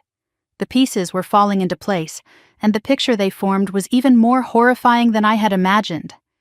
Tyler was not just a man who had gotten greedy and made a terrible choice. He was a practiced predator, a professional thief who had refined his techniques over years. And Jenna had not been manipulated by a charming sociopath. She had willingly partnered with a known criminal because he offered her what she wanted most, a chance to finally win, a chance to take what she believed should have been hers all along. I was so lost in thought that I almost missed the envelope. It was sitting on my front porch, plain white, no return address. Just my name written in block letters across the front. Aaron McCall. I picked it up with trembling hands and tore it open. Inside was a single sheet of paper with a typed message. They already killed one person. You will be next if you do not stop asking questions. This is your only warning. I stood on my porch, the autumn wind cutting through my sweater, and read the message 3 times. Someone knew I was investigating, someone was watching, and that someone wanted me to know that my life was in danger. But instead of fear, I felt something else rising in my chest. Determination, fury, a cold, hard resolve that surprised even me. They were trying to scare me into submission, trying to make me back down like a good victim. They had no idea who they were dealing with. I walked into my house, tucked the threatening note into the folder with the rest of my evidence, and called Marcus on the burner phone. "They sent a warning," I said. "Anonymous note, telling me to stop asking questions. Are you okay?" "I am better than okay." "They are scared, Marcus. They would not be sending threats if they felt safe. We are getting close. Marcus was quiet for a moment. This is dangerous, Aaron. Maybe we should pull you out. Get you somewhere safe until the police can move. No, I will not run. I will not let them win by intimidating me into silence. This is not about winning or losing. This is about keeping you alive. Staying alive means finishing what we started. If I disappear now, they will know we are on to them. They will destroy evidence, cover their tracks, maybe disappear themselves. We have one chance to get them, Marcus. One chance to get justice for Helen. I am not throwing that away because they sent a scary letter. Another pause. Then Marcus's voice, soft with something that might have been pride. You are the bravest person I have ever known. I am just a woman who is tired of being afraid. Now tell me what comes next. We spent the next hour planning. Claire's discovery about Tyler's past in Ohio was significant. It established a pattern of behavior, made him less sympathetic to any future jury. Combined with the evidence Ruth had in Maine and the recordings we were gathering, we were building a case that would be hard to dismiss. But we still needed the confession. We still needed Jenna or Tyler to admit what they had done to Helen. And time was running out. That night, I lay in my bed and stared at the ceiling, listening to the silence of my empty house. Somewhere out there, Tyler and Jenna were plotting my death. Somewhere, corrupt officials were protecting them. Somewhere, my grandmother's murderers were sleeping peacefully while I fought for my life. But I was not alone. I had Marcus. I had Claire. I had Ruth hiding in Maine with evidence that could change everything. I had Detective Chen building a case in secret. And I had something they did not expect, something they had failed to calculate in their careful planning. I had nothing left to lose. They had taken my grandmother. They had tried to take my husband. They were trying to take my life. But in doing so, they had created something they could never have anticipated. A woman with absolutely no reason to hold back. A woman who would burn everything down to expose the truth. A woman who was done being the trusting one. Tomorrow, Tyler would push harder for my signature on those documents. Tomorrow, Jenna would smile and lie and pretend to be the sister I had always wanted. Tomorrow, I would play my part and wait for them to make a mistake. And when they did, I would be ready. 3 weeks of smiling at my sister while she planned my murder. I was starting to understand why people go insane. Every morning, I woke up and put on my mask of grief. Every afternoon, I welcomed Jenna and Tyler into my home and listened to their lies. Every night, I collapsed into bed exhausted, wondering how much longer I could keep this up before something inside me shattered. The toll was visible now. I had lost 15 pounds since Marcus's funeral. Dark circles hung beneath my eyes like bruises. My hands trembled when I tried to pour coffee. All of this actually helped my performance. I looked exactly like what they expected to see. A widow falling apart. But inside, I was calculating, planning, waiting. I had recorded over 40 hours of conversations, but nothing definitive yet. Tyler was careful. He never directly mentioned Helen's murder. He never explicitly stated his plans for me. Every incriminating comment was wrapped in layers of plausible deniability. A good lawyer could explain away everything we had captured. Jenna was even worse. She deflected every conversation about the past, focusing relentlessly on moving forward, on helping me, on being the supportive sister I had always wanted. The performance was so convincing that sometimes I caught myself almost believing it. The power of attorney documents still sat unsigned on my kitchen table. I had been stalling with excuses for weeks now. First, I needed to consult a lawyer. Then I needed to understand the tax implications. Then I was too emotional to make important decisions. Each excuse bought me another few days, but I could feel their patience wearing thin. Last night, I dreamed of Helen.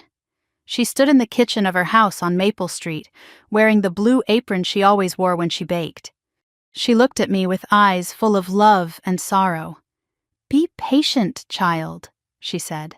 "The truth always surfaces. Just do not drown before it does." I woke up crying. Real tears, not performed ones. I was not sure how much longer I could keep this up. Jenna arrived that morning alone, which was unusual. Tyler typically accompanied her on every visit, watching me with those calculating eyes. But today it was just my sister, standing on my porch with her tight smile and her designer handbag. "We need to talk about the paperwork, Erin," she said the moment she stepped inside. Her voice was different, harder. The sweetness she usually wrapped around her words was gone. The power of attorney? I played confused. I have been meaning to look at it, but everything has been so overwhelming. It has been 3 weeks. Jenna cut me off, something she had never done before. Tyler has been incredibly patient. But there are deadlines. Financial matters that need attention. I know. I am sorry. It is just that every time I look at those papers, I see Marcus's name, and I cannot bring myself to... I let tears well up, drawing on the reservoir of genuine grief that never seemed to empty. Jenna's expression flickered. Annoyance masked as sympathy. "I understand, sweetie, but Marcus would want you to be practical. He would not want you falling apart." The irony was staggering. Jenna lecturing me about what Marcus would want. Marcus, whose murder she had helped plan. Marcus, who was alive and listening to every word through the recording device hidden in my living room. "Give me until the end of the week," I said. "I promise I will sign everything." Jenna studied me for a long moment. Something calculating moved behind her eyes. "Fine, end of the week. But Erin, I am worried about you. You seem distant lately. Distracted." My heart pounded. Did she suspect something? "I am just tired. Grief is exhausting." Jenna nodded slowly, but her eyes never left my face. She knew something was wrong. She just could not figure out what. That afternoon, Tyler arrived alone. No casseroles this time, no pretense of family concern. He walked into my living room like he owned it and sat across from me without being invited. "Your sister tells me you are having trouble with the paperwork." His tone was different. The friendly mask was thinner now. The predator beneath was becoming more visible. "I just need more time." Tyler leaned forward, elbows on his knees. "I am going to be honest with you, Erin. The financial situation is more complicated than you realize. Marcus left some irregularities, things that need to be cleaned up quickly." "What kind of irregularities?" Questions he was asking, people he was talking to. Tyler's eyes never blinked. It made certain parties nervous. "I do not understand. You do not need to understand." His voice hardened. "You just need to trust me. Sign the papers, let me handle the finances, and everything will be fine." "And if I do not?" The temperature in the room seemed to drop. Tyler's smile remained fixed, but his eyes went cold. "Bad things happen to people who make life difficult, Erin. Your grandmother learned that lesson." I felt ice spread through my veins. "Did he just say what I thought he said?" Tyler continued, his voice soft and dangerous. Helen was stubborn too, kept asking questions, digging into things that were none of her business. And then, tragically, she had that stroke. He shrugged, a casual gesture that made my blood boil. Life is fragile. Accidents happen. Health fails, especially when people do not know when to stop. I felt the recording device against my skin, capturing every word. It was not a confession, but it was close. An implicit admission that Helen's death was not natural. I needed to keep him talking. "Are you threatening me, Tyler?" He laughed, a cold, hollow sound. "Threatening?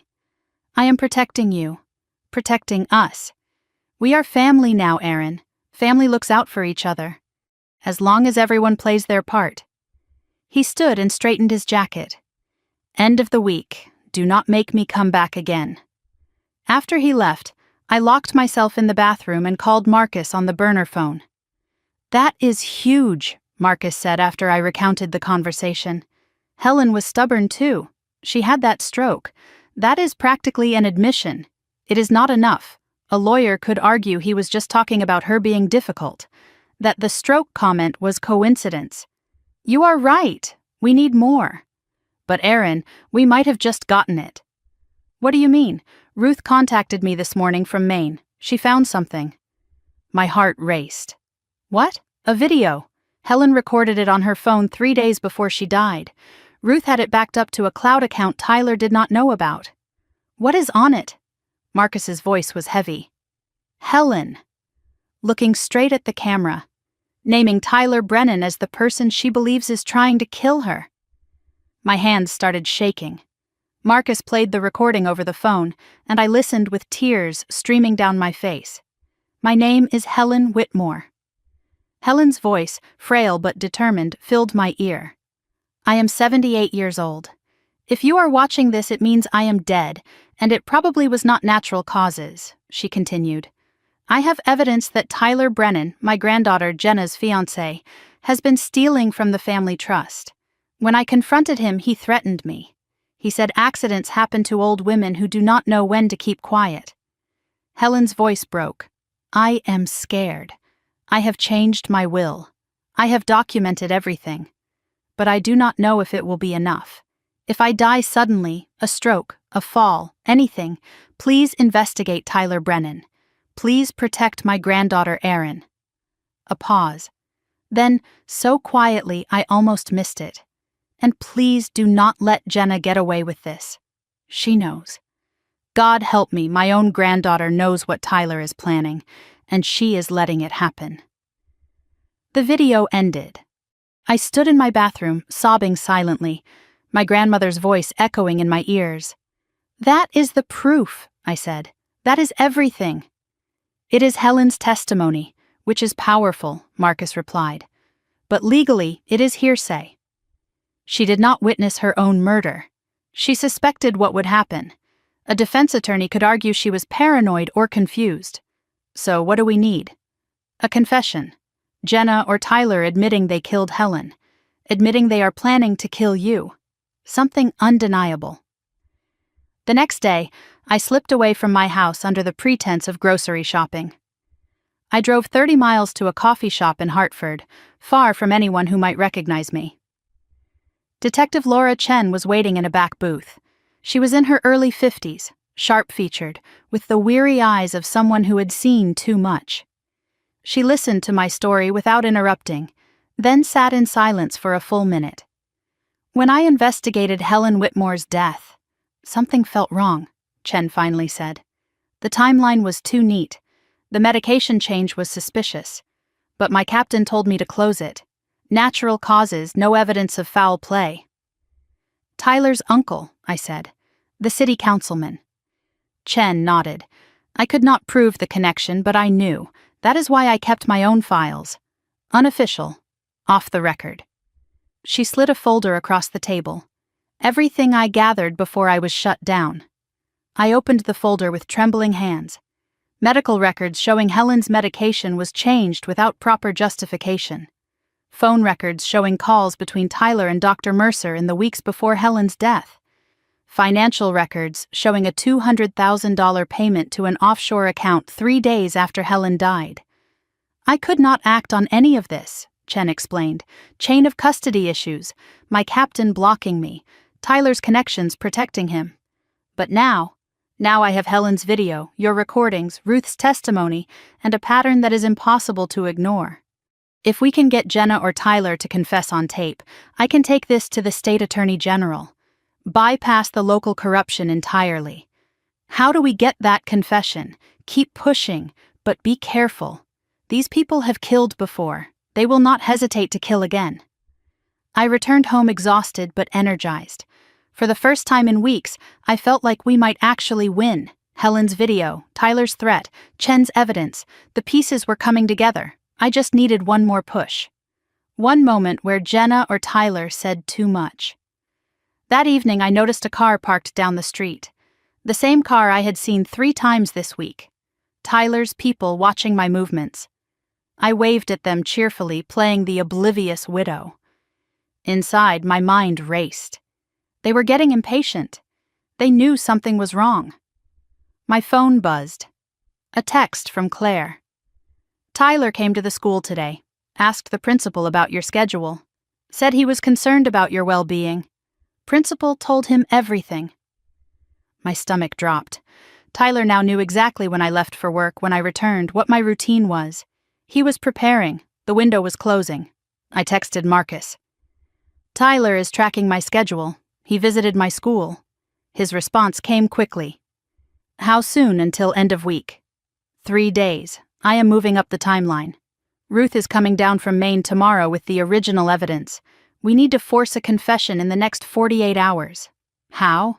I have an idea, but you are not going to like it. Tell me. We let Jenna think she is winning. You sign the power of attorney. I stared at the phone. What? A fake one. Chen will prepare documents that look legitimate but are legally void. When Jenna and Tyler think they have won, they will let their guard down. That is when they will talk. Late that night, I was in the bathroom with the burner phone, water running for cover. Marcus and I were reviewing the plan in whispered voices. Are you sure about this? Signing fake documents feels dangerous. It is our best shot. Once they think they have won. The bathroom door flew open. Jenna stood in the doorway. She was not supposed to be here. She had a key now, I realized. When had she gotten a key? Her eyes went straight to the phone in my hand. Who are you talking to? My heart stopped. The water was still running. The phone was clearly not my regular one. I could not sleep. I was just... Jenna stepped into the bathroom, her face hardening. Give me the phone, Aaron. It is nothing, just a meditation app. You do not have a second phone for meditation apps. Her voice was ice. Who are you talking to? My mind raced. I could not let her see the call log, could not let her know about Marcus. It is nobody, just a grief counselor I have been calling privately. I did not want anyone to know. Jenna held out her hand. Then you will not mind if I check. Time slowed. I saw my options narrowing. If Jenna saw Marcus's number, everything fell apart. If she heard his voice still on the line, we were both dead. I made a split-second decision. I ended the call, deleted the call log, handed over the phone. Fine, check it. But you are being paranoid, Jenna. She scrolled through the phone. Contacts, call history, messages. Everything had been deleted. The phone looked clean. But Jenna was not satisfied. Where did you get this phone? I bought it after Marcus died. I wanted something private, something that did not remind me of him every time it rang. She studied me for a long moment, and I saw something new in her eyes. Suspicion. Calculation. The mask was slipping. You have changed, Aaron. These past few weeks, you are not the same. Grief changes people. Maybe. She handed back the phone. Or maybe grief is not the only thing going on here. She turned and walked out without another word. The front door slammed. Car engine started. Tires screeched. I stood alone in the bathroom, water still running, heart pounding so hard I could hear it over the spray. Jenna knew. She did not have proof, but she knew something was wrong. The game had just changed. Tomorrow I would have to convince my murderous sister that I was still her trusting, broken victim, and somehow I would have to get her to confess before she decided it was safer to just kill me tonight. Jenna moved into my house the next morning, and she brought everything except good intentions. I woke at 6 to the sound of the front door opening, keys jingling in a lock I had never given her permission to copy. By the time I stumbled downstairs in my bathrobe, she was already directing Tyler as he carried boxes through the entryway. 2 suitcases stood in the hallway. A garment bag hung over the banister. Tyler was hauling in what looked like a small electronics box, the kind that held routers and cables and devices I did not want to think about. Good morning, sweetie. Jenna's smile was warm. Her eyes were ice. I have been thinking all night, and I just cannot stand the thought of you alone in this big house. I am staying with you until you are back on your feet. My blood froze, but I forced gratitude into my voice. That is so sweet of you. But you really do not have to. Tyler cut me off without looking at me. Family takes care of family. Besides, Jenna has been worried sick about you since last night. Since she found me with the burner phone, since she realized something was wrong. I understood immediately what this was. Not an invitation. Not sisterly concern. This was a capture, a hostile takeover disguised as compassion. If Jenna moved into my house, I would be under constant surveillance. No privacy, no way to contact Marcus, no way to escape when they finally decided it was time. I watched Tyler carry the electronics box upstairs, and as he passed me, I caught a glimpse of what was inside: a baby monitor, a small camera. More listening devices. They were not even trying to hide it anymore. "Security cameras," Jenna said, catching my stare. "Tyler thinks we should have them installed. After Marcus's accident, you can never be too careful." The irony was suffocating. Installing cameras to protect the woman they were planning to kill. Over the next several hours, Tyler systematically dismantled every avenue of escape I had. First, my laptop. He offered to check it for viruses, said there had been reports of scams targeting widows. He took it into the guest room and did not bring it back for 2 hours. When he returned it, I knew without checking that monitoring software had been installed. Every keystroke I made would be visible to him now. Then my phone. He suggested consolidating our family phone plans to save money. Such a practical man, always thinking about finances. He took my regular phone to be updated and returned with a new device that I was certain contained tracking software. Then my car keys. They simply vanished from the hook by the front door. "I moved them somewhere safer," Jenna said when I asked. "You do not need to be driving in your condition. If you need to go anywhere, Tyler or I will take you." By noon, I had no private communication devices, no transportation, and no privacy. The burner phone was still hidden in the tampon box in my bathroom. They had not found it yet, but I could not risk using it with Jenna constantly hovering, constantly watching, constantly finding reasons to check on me. I was completely cut off. That evening, Tyler called a family meeting in my own living room. He sat across from me with documents spread on the coffee table, and all pretense of warmth had evaporated from his face. "We need to discuss the power of attorney, Aaron. It has been long enough." Jenna sat beside him, nodding along like a puppet. "We are just trying to help you, sweetie. You have been so overwhelmed." Tyler slid the documents toward me. "Sign these tonight. I have already set up a meeting with the trust administrator for Monday. We can get everything sorted out within a week." "Tonight?" My voice came out weaker than I intended. "I thought I had until the end of the week. Plans change." Tyler's eyes bore into mine. "You have been distracted lately. We need to move forward before you make any decisions you might regret." The meaning was clear. "Before you do anything that threatens us, I need to read through everything again." I stalled desperately. "I want to understand what I am signing." "You have had 3 weeks to read it." Tyler's jaw tightened with barely contained frustration. Jenna put a hand on his arm, a warning gesture. "Of course you should read it again. Take the evening." "But, Aaron," her voice hardened almost imperceptibly, "sign it before you go to bed tonight. Tyler and I have been very patient." I heard what she was not saying. Sign or else. After they retreated to the guest room, I sat alone with the documents in my lap and felt the walls closing in. The plan had been to receive fake power of attorney papers from Detective Chen, documents that looked legitimate but were legally void. I was supposed to sign those, make Tyler and Jenna think they had won, and wait for them to let their guard down. But communication had been cut before Chen could deliver the fake documents. If I signed tonight, I would be signing real power of attorney, giving Tyler complete legal control over my finances, my assets, my life. And if I refused, they might decide I was too much trouble to keep alive. I was trapped between compliance and death. At 10 o'clock, I excused myself to the bathroom. I locked the door, turned on the shower for cover, and retrieved the burner phone from its hiding spot with trembling hands. I typed a message to Marcus. Trapped.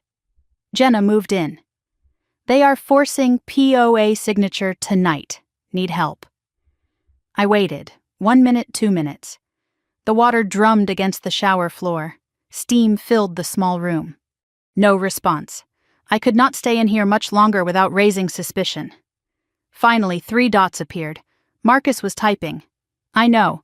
Claire told me what happened. Ruth arrived this morning with evidence. Chen is ready. Can you stall until tomorrow morning? How? They are watching everything. Fake sick. Anything. We need 12 more hours. What happens in 12 hours? We are coming, all of us. The signing will happen, but on our terms. Trust me, Marcus explained quickly. Chen had prepared everything. The signing would be a setup. They would let Jenna and Tyler think they had won, but the room would be wired. Chen and backup officers would be in position. When Jenna and Tyler dropped their guard, when they finally said something incriminating, the trap would spring shut. What if they do not confess? What if they are too careful? Then we provoke them. You will mention something only Helen's killer would know. Something Ruth told us. What if it does not work? Then I walk in. And when they see me alive, they will either confess or make a move. Either way, we will have them. Fear gripped my chest. Marcus, if you reveal yourself before they confess, they could claim you faked your death to frame them. It could backfire. I know the risks. But I am not letting you face them alone anymore. Tomorrow morning. Hold on until then. A knock on the bathroom door made me jump. Aaron? Jenna's voice suspicious. You have been in there a while. Everything okay? I hid the phone, flushed the toilet, ran the sink. Fine. Just feeling a little nauseous. Be out in a minute. I typed one final message. Tomorrow. I will be ready. Then I deleted everything and hid the phone again. I emerged from the bathroom, pressing a hand to my stomach, letting my face go pale. I did not have to fake the trembling. That was real enough. I think I am getting sick, I said. My stomach is doing flips. Jenna studied me with narrowed eyes. Sick? You seemed fine an hour ago.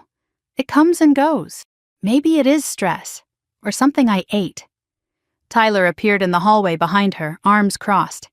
You can still sign documents with an upset stomach. I can barely stand up straight. I let myself stagger slightly, caught myself on the doorframe. Please, just give me tonight. I will sign first thing in the morning. The performance drew on real exhaustion, real fear, real desperation. I watched Jenna and Tyler exchange one of their silent looks, that wordless communication between co-conspirators.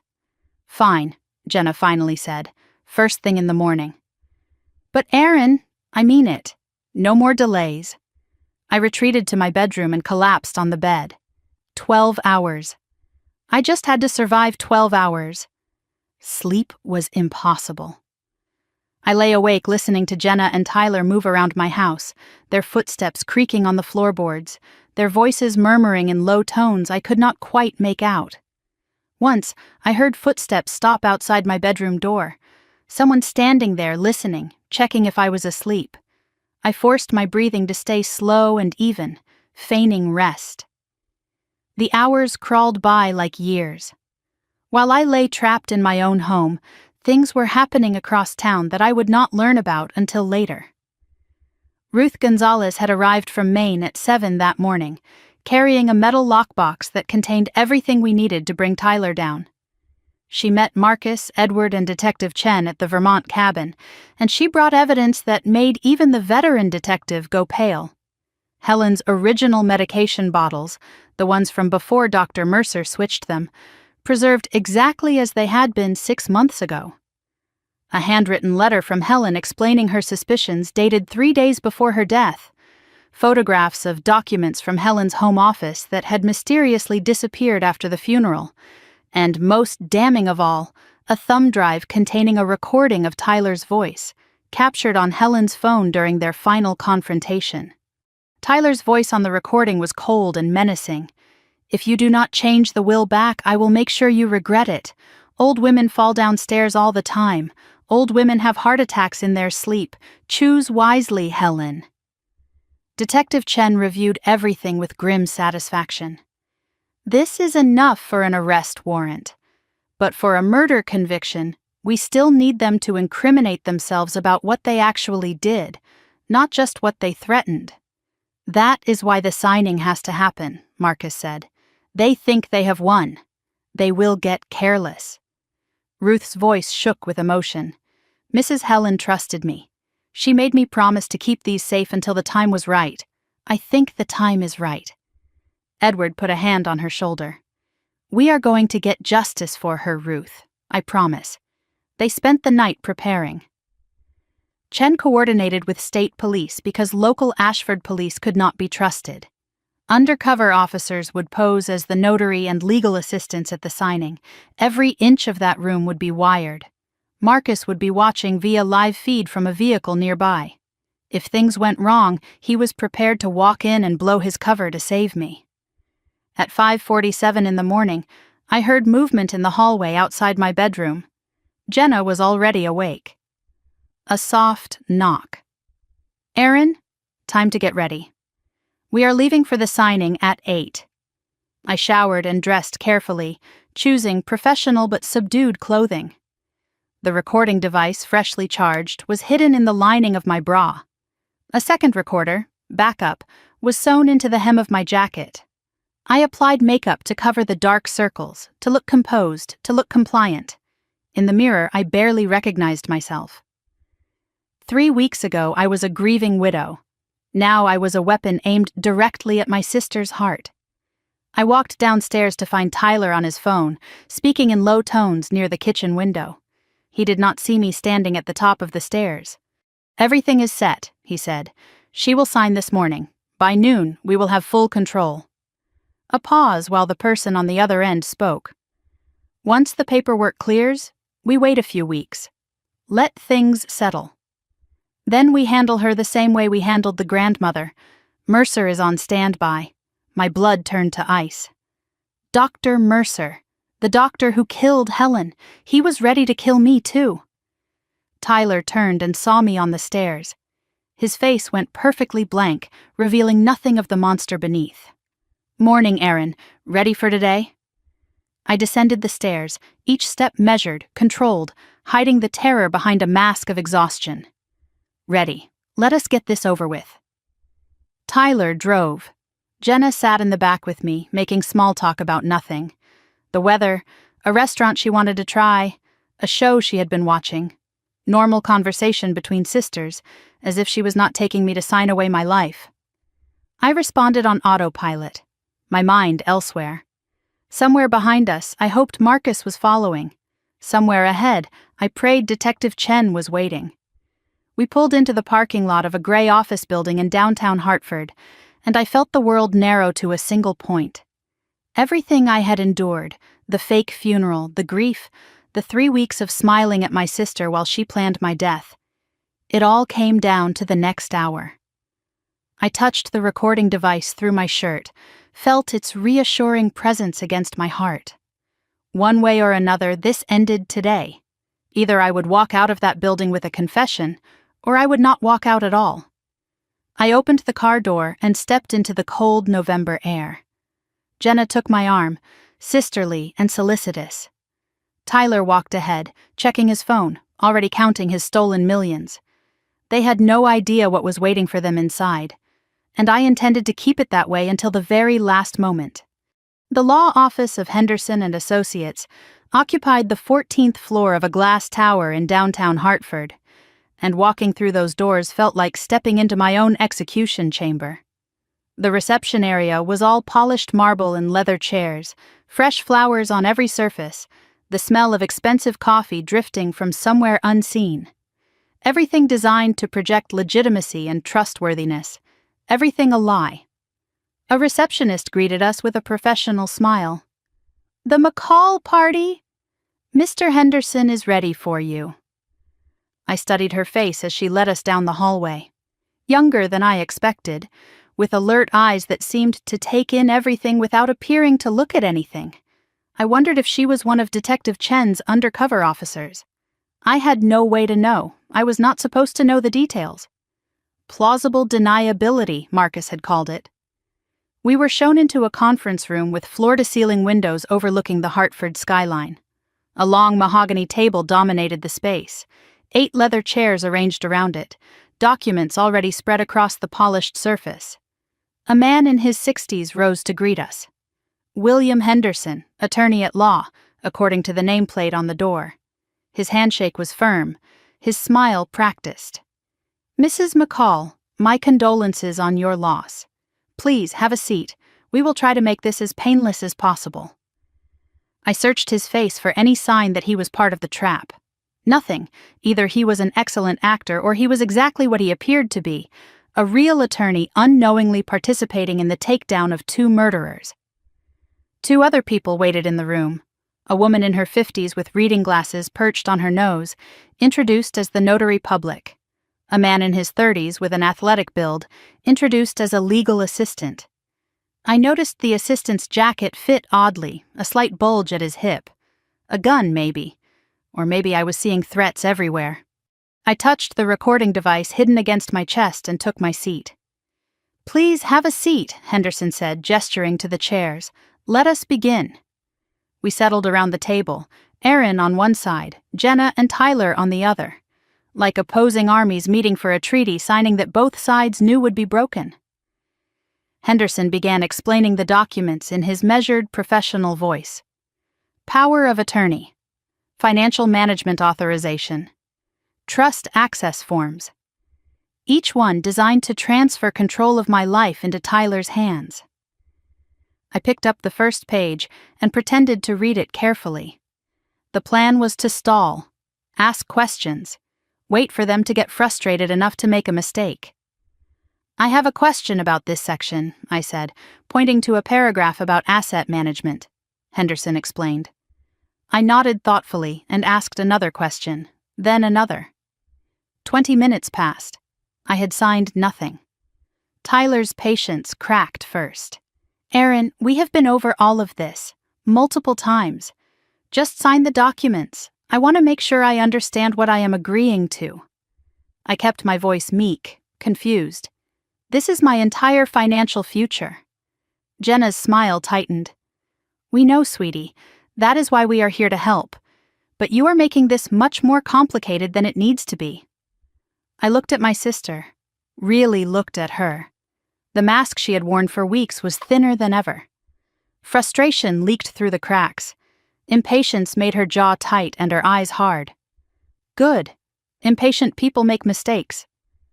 I set down the pen and folded my hands on the table.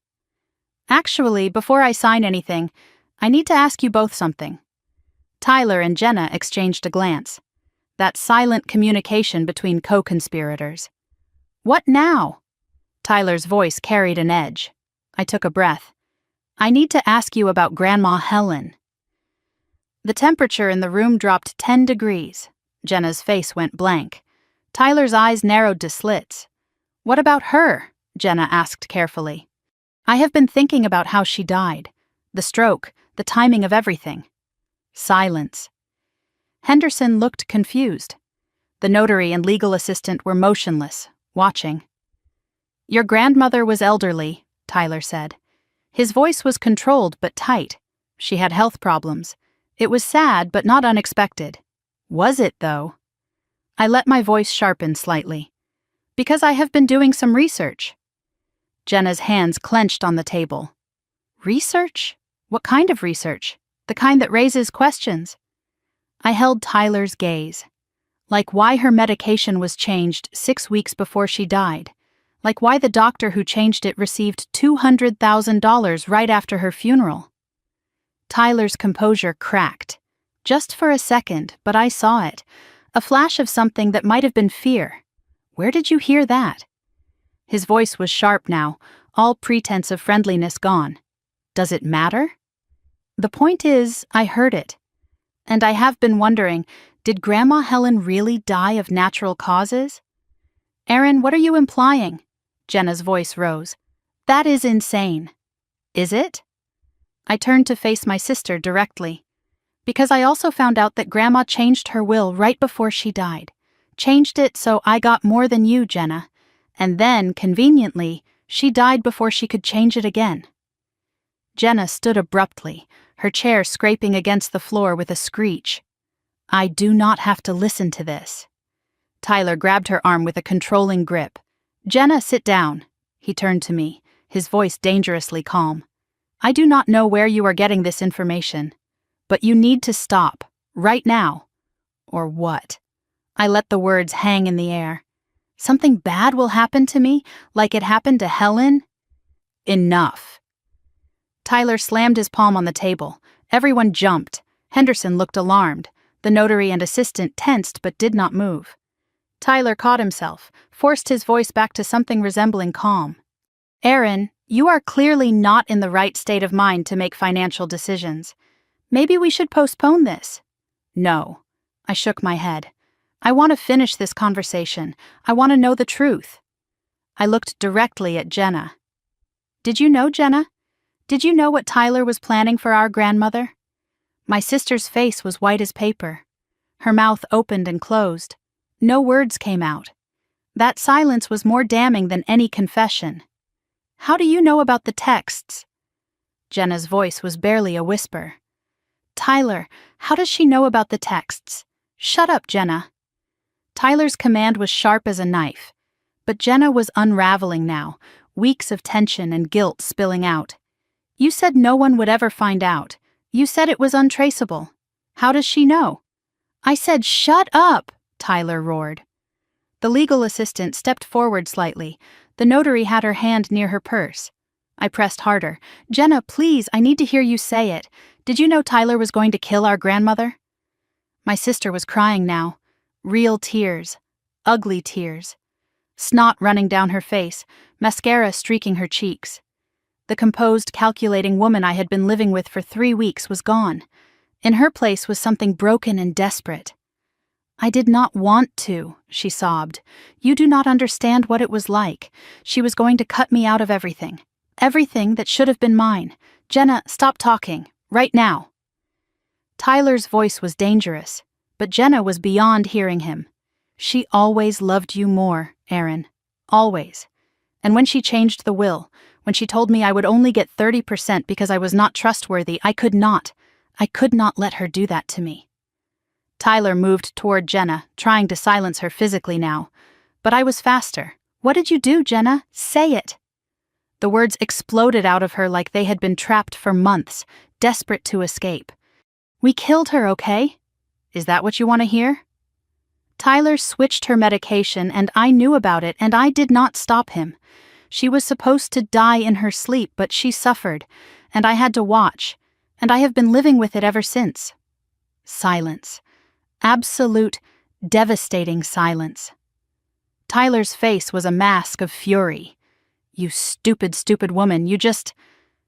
He stopped, looked around the room, at Henderson, frozen in shock, at the notary, who was no longer pretending to look at paperwork, at the assistant, whose hand was now clearly on his weapon. Understanding dawned in his eyes. This is a setup. Everything happened at once. The legal assistant drew his weapon. Hartford police. Nobody move. The notary was on her feet, badge in hand. Tyler Brennan, Jenna Dawson, you are under arrest for the murder of Helen Whitmore. Henderson dropped to the floor and crawled under the table. Apparently he had been a real attorney after all. The door burst open. 2 more officers, guns drawn, flooding into the room. But Tyler moved faster than anyone expected. He grabbed Jenna and shoved her toward the officers. A human shield, a distraction. In the chaos, while everyone was focused on my screaming sister, he lunged across the table. His hand closed around my wrist with crushing force. He yanked me toward him before I could react. Cold metal pressed against my temple. Everybody back. Tyler's voice was barely recognizable. The smooth, charming man I had known was gone. In his place was something feral and desperate. Or I swear to God I will kill her right here. The room froze. Officers had guns raised but could not shoot. I was in the way, Tyler's arm locked around my throat, the gun barrel digging into my skull. Jenna was on the floor, sobbing, being handcuffed by 2 officers who kept their eyes on Tyler. This is how it is going to work, Tyler said. I am walking out of here with her. Anyone follows, she dies. I could feel his heart pounding against my back, racing. Desperate. The gun was cold against my temple. This was not part of the plan. I was supposed to get a confession and walk away. Instead, I was a hostage, a bargaining chip in a killer's escape. Tyler dragged me toward the door, keeping the officers in front of him. The lead officer spoke calmly. "Mr. Brennan, let us talk about this. There is no way out of this building that does not go through us. Then you better clear a path, because I have got nothing to lose." He was right.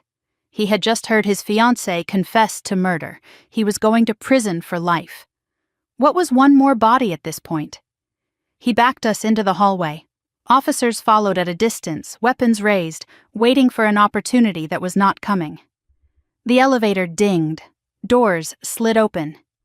"Get in," Tyler commanded. "Just you and me, Aaron. Anyone else gets in, she dies." He shoved me inside and jammed the close door button. The doors slid shut, cutting us off from the officers, from help, from hope.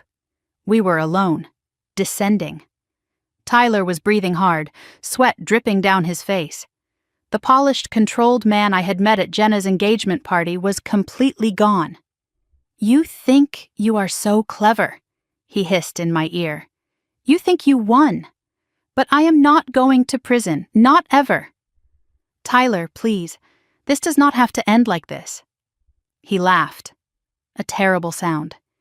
It ended the moment your grandmother decided to play favorites. It ended when Marcus started snooping. And it ends when I walk out of this building and disappear. "And what about me?" Tyler's voice was ice. "You are my insurance until I am clear. After that..." He did not finish the sentence. He did not have to. The elevator reached the lobby. Doors opened. Tyler pulled me out, gun still at my head. The lobby was chaos. People screaming, running, security guards shouting into radios. Through the glass front doors, I could see police cars, lights flashing, officers taking positions. And then, walking through the front entrance of the building, calm as a man taking a Sunday stroll, came Marcus McCall. Alive. Whole, looking directly at Tyler with an expression that could freeze fire. Tyler stopped dead. His grip on me loosened just slightly. "No," he whispered. "No, you are dead." I saw the accident. I saw the body. Marcus kept walking toward us, hands raised, voice steady. "You saw what I wanted you to see, just like you showed Helen what you wanted her to see, just like you showed everyone. Stay back." Tyler's gun hand was shaking now. "I will kill her. I swear I will. No, you will not. Because if you pull that trigger, you have nothing left. No hostage, no leverage, no escape." Marcus took another step. "Let my wife go, Tyler. It is over." Tyler was coming apart. The man who had planned everything, who had controlled everything, was watching his world crumble. "You were supposed to be dead." His voice cracked. "I planned everything. The accident, the body, everything. You planned to kill me, and you failed, just like you are going to fail now. I will not go to prison." His attention was fully on Marcus. Rage, fear, disbelief. His grip on me loosened just enough. I remembered the self-defense move Marcus had taught me years ago. I drove my elbow back into Tyler's solar plexus with everything I had. He doubled over, gun arm swinging wild. I dropped, rolled away. A shot rang out. Not Tyler's gun. A police sniper positioned on the building across the street. Tyler crumpled to the marble floor, weapon clattering away, clutching his shoulder and screaming. Officers swarmed in, pinning him down, cuffing him. It was over. Marcus ran to me, pulled me into his arms. I was shaking, crying, laughing, all at once. "You are alive," I said into his chest. "You are really alive. I told you I would come back." He held me tight. "I told you I would not let them hurt you." Behind us, Tyler was screaming as they dragged him away. "She is the one. Jenna is the one who did it. I will testify. I will tell you everything." But no one was listening anymore. I pulled back, looked up at Marcus, touched his face to make sure he was real. "Helen is watching," I said quietly. "Somewhere she is watching." Marcus kissed my forehead. "Then let us make sure she sees us finish this." They led me outside into the cold November air, past the police cars and the crime scene tape and the gathered crowd trying to understand what had just happened. Somewhere in that building, Jenna was being read her rights. Somewhere behind us, Tyler was bleeding and screaming and bargaining for a deal he would never get. And somewhere above it all, I liked to think my grandmother was finally at peace, knowing that the people who killed her would spend the rest of their lives paying for it. But as I leaned against my not-so-dead husband and watched the chaos unfold, I knew one thing with absolute certainty. This was not the ending. This was just the beginning of justice finally being served. The next hour passed in fragments, like a film reel with missing frames. Police lights strobing red and blue across the Hartford skyline, shouting voices and radio static. Marcus's hand gripping mine so tight it almost hurt, and the beautiful, terrible sound of my sister screaming as they loaded her into a patrol car. I sat on the bumper of an ambulance, wrapped in a shock blanket I did not remember receiving. EMTs had checked my vitals, elevated heart rate, mild bruising on my throat where Tyler's arm had crushed against my windpipe, but otherwise unharmed, physically at least. Marcus sat beside me close enough that our shoulders touched. Neither of us spoke. There was too much to say and no words that could hold it all. Across the parking lot, Tyler was being loaded into a separate ambulance under armed guard. His shoulder wound was being treated, but the screaming had not stopped.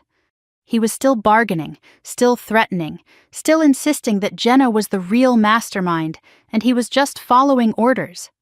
Nobody was listening. I watched them close the ambulance doors on him and felt nothing. Not satisfaction, not relief. Just a hollow emptiness where rage used to live. Then I saw Jenna. She was sitting in the back of a police cruiser, hands cuffed behind her, face streaked with ruined makeup. She was not screaming anymore. She was not crying. She was just sitting there, staring at nothing, like someone had reached inside her and turned off all the lights. I caught her eye through the window. For one moment, my sister looked at me, really looked at me. And in that moment, I searched for something familiar. The girl who used to braid my hair, the teenager who stayed up late with me watching horror movies, the woman who had stood beside me at our grandmother's funeral and wept. But there was nothing there. Just emptiness. Just a stranger wearing my sister's face. Then Jenna turned away and something inside me broke. Not into pieces, but into a new shape. A shape that could hold this grief without being destroyed by it. I buried my face in Marcus's chest and let myself cry. Detective Chen found us 20 minutes later. She looked exhausted but satisfied, like a hunter who had finally caught prey she had been tracking for years. Mrs. McCall. Mr. McCall. She nodded to each of us in turn. We need to talk. We followed her to a quieter corner of the parking lot, away from the media cameras that had already begun to gather. While you were in the signing, we executed arrest warrants simultaneously at 3 locations, Chen said. Her voice was businesslike, but I could hear the triumph underneath. Mercer? Marcus asked. Chen nodded. Dr. Nathan Mercer was arrested at his home in Glastonbury 40 minutes ago. He is already talking. Talking, I repeated, singing like a canary. The moment he heard Tyler was in custody, he started bargaining. He has given us everything. The medication switch, the payment, how Tyler approached him, how they planned to make Helen's death look natural. I felt the world tilt beneath me. So it is really over? We have proof, we have confessions, physical evidence, financial records, and witness testimony. Your grandmother's death will be officially reclassified as homicide by end of day. Homicide. The word I had known was true but had never heard spoken officially. Helen did not die of natural causes. She was murdered. And now, finally, the world would know. What about Jenna? My voice came out as barely a whisper. Chen's expression softened slightly. Your sister is facing charges of conspiracy to commit murder, accessory to murder and fraud. The confession she made in that room, there is no coming back from that. How long? If convicted? 15 to 25 years. possibly more depending on what else the investigation uncovers. I did the math in my head. Jenna was 32. She could be nearly 60 when she got out, if she got out at all. I should have felt something. Satisfaction that justice was being served, relief that the nightmare was ending. But all I felt was tired, bone-deep, exhausted in a way that sleep could never fix. They took us to Hartford Police Headquarters for formal statements. The building was buzzing with activity. This was the biggest case the department had seen in years, and everyone wanted a piece of it. Marcus and I were separated for individual interviews. Being apart from him, even for just a few hours, made my chest tight with anxiety. I had spent 3 weeks pretending he was dead. Now that I had him back, I could not bear to let him out of my sight. A female detective led me to a small interview room and took me through everything from the beginning. The funeral, Edward's phone call, discovering Marcus was alive. The 3 weeks of playing the grieving widow while gathering evidence. I told her about the recordings, the listening devices, Tyler's threats, Jenna's slip-ups. Every moment of fear and rage and desperate hope that had led to this day.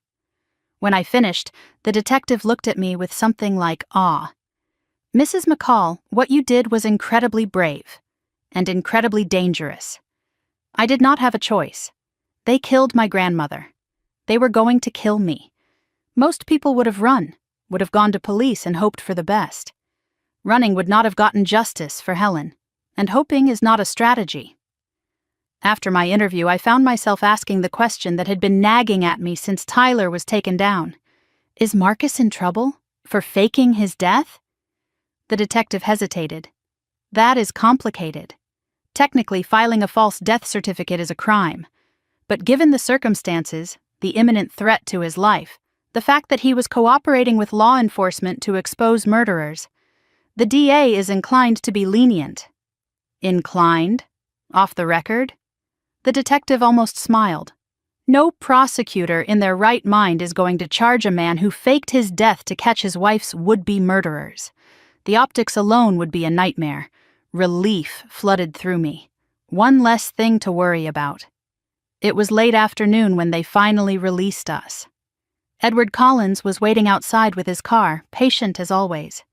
The drive home was silent. There was too much to say and no way to say it. When we pulled into the driveway of our house, I just sat there for a moment, staring at the yellow siding and the red door and the maple tree Marcus had planted the year we moved in. The house looked the same, but everything was different now. Jenna's cameras were still inside, her suitcases were still in the guest room. The power of attorney documents were probably still on the kitchen table. "I do not know if I can go in there," I admitted. Marcus took my hand. "We do not have to. We can go to Edward's. We can go anywhere." But I shook my head. "No, this is our home. I am not letting them take that from me too." Inside, everything was exactly as we had left it that morning. Dishes in the sink, Jenna's coffee mug on the counter, the documents spread across the kitchen table like a trap waiting to be sprung. I walked through each room slowly, reclaiming the space. In the living room, I found the first listening device Tyler had planted and ripped it from its hiding spot behind the fruit bowl. Marcus found 2 more in the bedroom. We searched every corner, every shadow, until we were certain the house was clean. When we finished, the house felt different. Lighter. Like we had exorcised a ghost. We ended up in our bedroom, sitting on the edge of the bed, finally alone for the first time since that moment in Edward's office when I had discovered my husband was alive. "I am sorry," Marcus said, "for all of it, for lying to you, for making you grieve. Do not apologize." I took his hand. "You saved my life. I put you through hell first. We went through hell together, and we came out the other side." I leaned against him, exhausted, drained, but somehow whole. "What happens now?" I asked. "Now we wait for the trial. We testify. We watch them go to prison. And then?" Marcus was quiet for a long moment. "And then we figure out how to live again." That evening, Ruth Gonzalez and Edward Collins came to the house. It was the first time I had met Ruth in person. She was small, gray-haired, with kind eyes that had seen too much. She brought one final gift, a letter from Helen. "Mrs. Helen gave this to me the day before she died," Ruth said, her voice trembling. "She told me to give it to you only if the worst happened." I took the envelope with shaking hands. My name was written on the front in Helen's elegant script. The handwriting I had known my whole life, the handwriting I would never see again. I opened it and read aloud. "My dearest Erin, if you are reading this, then I am gone, and things have happened the way I feared they would. I want you to know that I am not afraid of death. I have lived a good life, loved deeply, and been loved in return. What I fear is leaving you unprotected. I have done everything I can to prepare. The documents, the evidence, the people I have trusted with pieces of the truth. But in the end, the thing that matters most is not money or proof or legal protection. It is you, your strength, your courage, your good heart. I changed my will not because I loved you more than Jenna, but because I trusted you more. Because I knew that you would use this inheritance to do good, not just for yourself, but for others. Take care of our family's legacy, Erin, and if Jenna was involved in my death, know that I forgive her. I do not expect you to forgive her. That is your choice to make.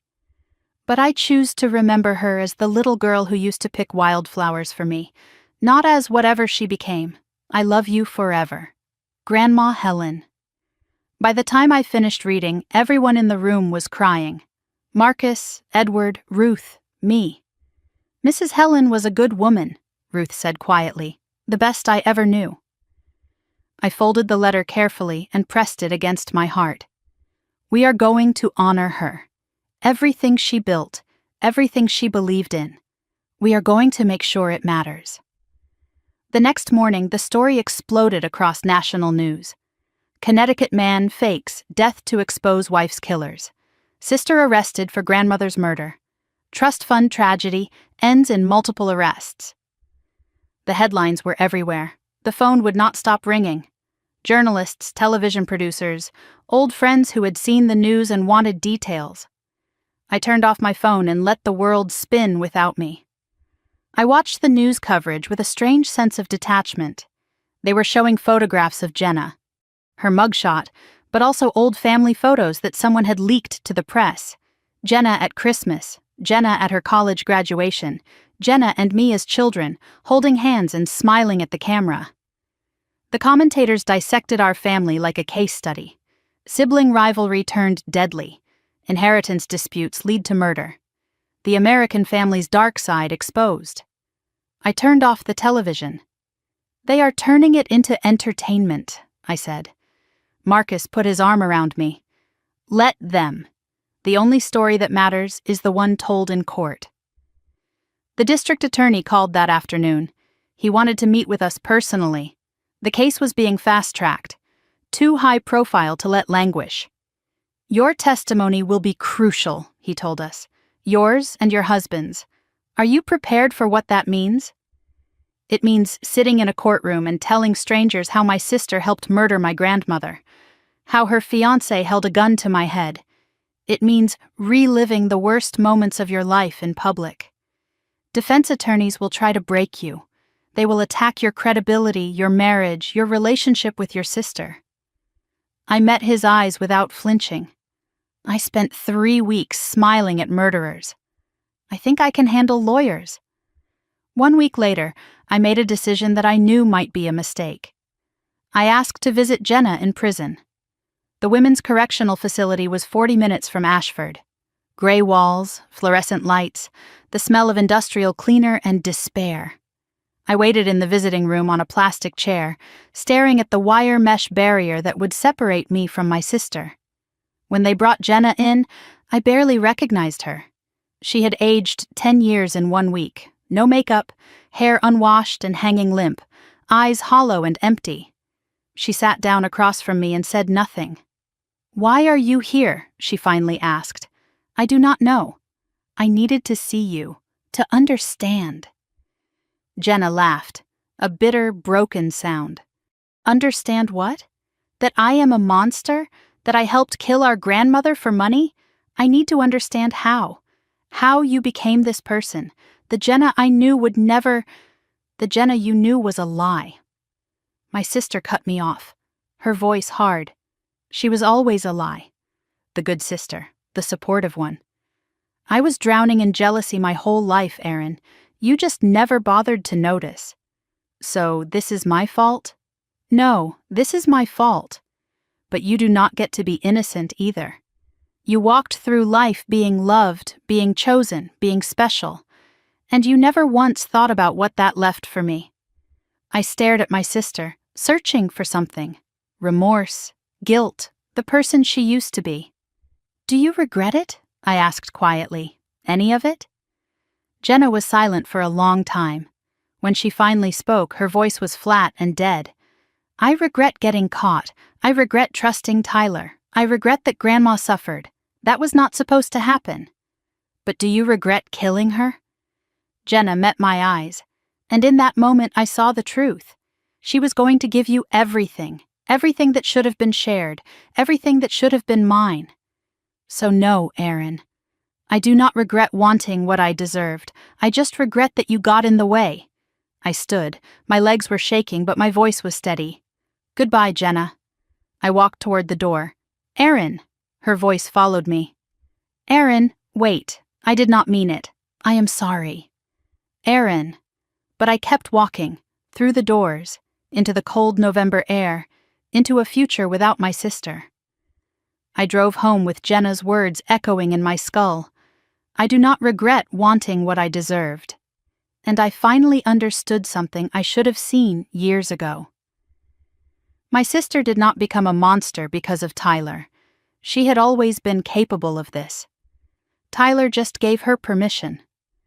As I pulled into our driveway and saw Marcus waiting on the porch, I made a decision. I would testify. I would tell the truth. And I would never let myself feel guilty for being loved, for being chosen, for being someone my grandmother trusted. Jenna made her choices. Now she would live with them, and so would I. The Hartford Superior Courthouse was built in 1892, and standing on its marble steps that cold February morning, I could not help thinking that the building had witnessed over a century of families torn apart. Today, it would witness mine. 4 months had passed since the arrest. 4 months of depositions, hearings, motions, and delays. 4 months of reliving the worst moments of my life for lawyers and judges and court reporters who typed every word with clinical detachment. The trial itself had lasted 3 weeks. Testimony from dozens of witnesses. Evidence presented in meticulous detail. The entire ugly truth laid bare for 12 strangers to judge. I had testified for 2 full days, Marcus for 1, Ruth Gonzalez for half a day, her voice shaking but her words clear. Dr. Mercer had turned state's witness in exchange for reduced charges, and his testimony was devastating. He described in clinical detail how Tyler had approached him, how they had planned the medication switch, how they had calculated exactly how long it would take for Helen's heart to fail. Tyler had tried to cut a similar deal, but it was too late. The district attorney was not interested in bargaining with the man who had held a gun to my head. Now it was Judgment Day. Marcus and I arrived at the courthouse surrounded by a swarm of media. Cameras flashed. Reporters shouted questions. I kept my eyes forward and let Marcus guide me through the chaos. Detective Chen met us at a side entrance and escorted us inside. The courtroom was packed, family members I barely recognized, media representatives with their notebooks and recorders, curious spectators who had followed the case on the news and wanted to see how the story ended. I took my seat behind the prosecution table and forced myself to look across the aisle. Tyler sat at the defense table, thinner than I remembered, his expensive suit hanging loose on his frame. His eyes were hollow, empty of the charm and confidence that had fooled so many people. He did not look at me. At a separate table wearing prison orange sat Jenna. My sister had not looked at me once during the entire trial. Not during my testimony. Not during the closing arguments. Not even now, as we waited for the verdict that would determine the rest of her life. The bailiff called the court to order. Judge Margaret Harrison entered, and we all rose. All rise for the Honorable Judge Harrison. She took her seat and surveyed the courtroom with stern eyes. Has the jury reached a verdict in the matter of the state of Connecticut versus Tyler James Brennan? The foreperson stood, a middle-aged woman with silver hair and a face that revealed nothing. We have, Your Honor.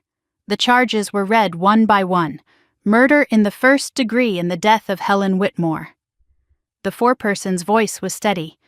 We, the jury, find the defendant guilty. The word echoed through the courtroom like a gunshot. Guilty. Attempted murder in the case of Marcus McCall. Guilty. Conspiracy to commit murder in the planned killing of Aaron McCall. Guilty. Financial fraud, elder abuse, witness intimidation. Obstruction of justice. Guilty, guilty, guilty, guilty. Each word landed like a hammer blow, driving nails into the coffin of Tyler Brennan's freedom.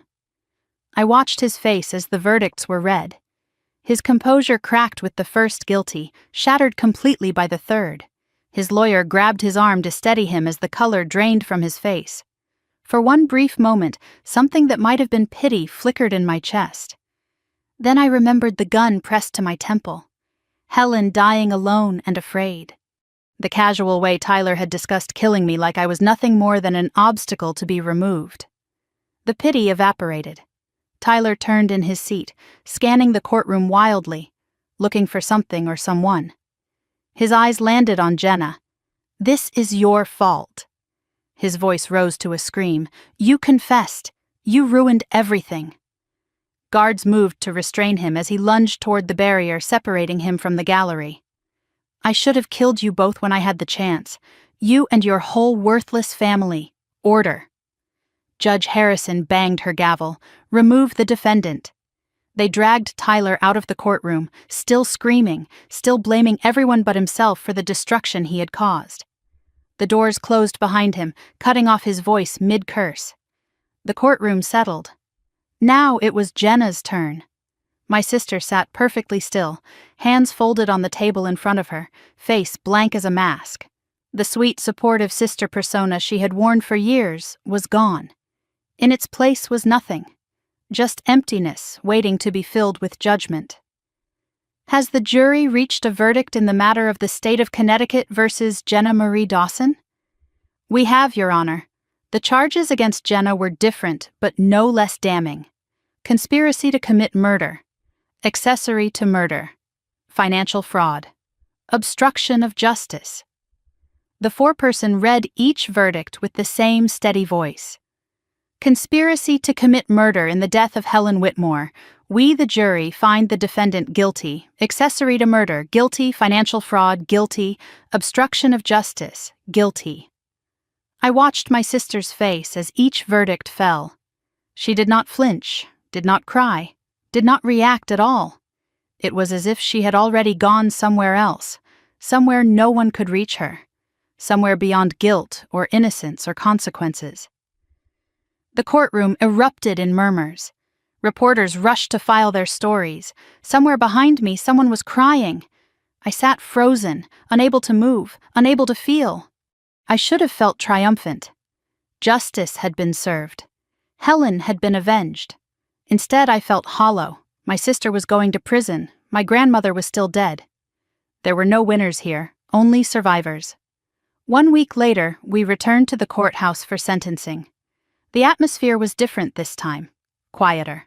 The drama was over. Only the cold mathematics of justice remained. Judge Harrison addressed Tyler first.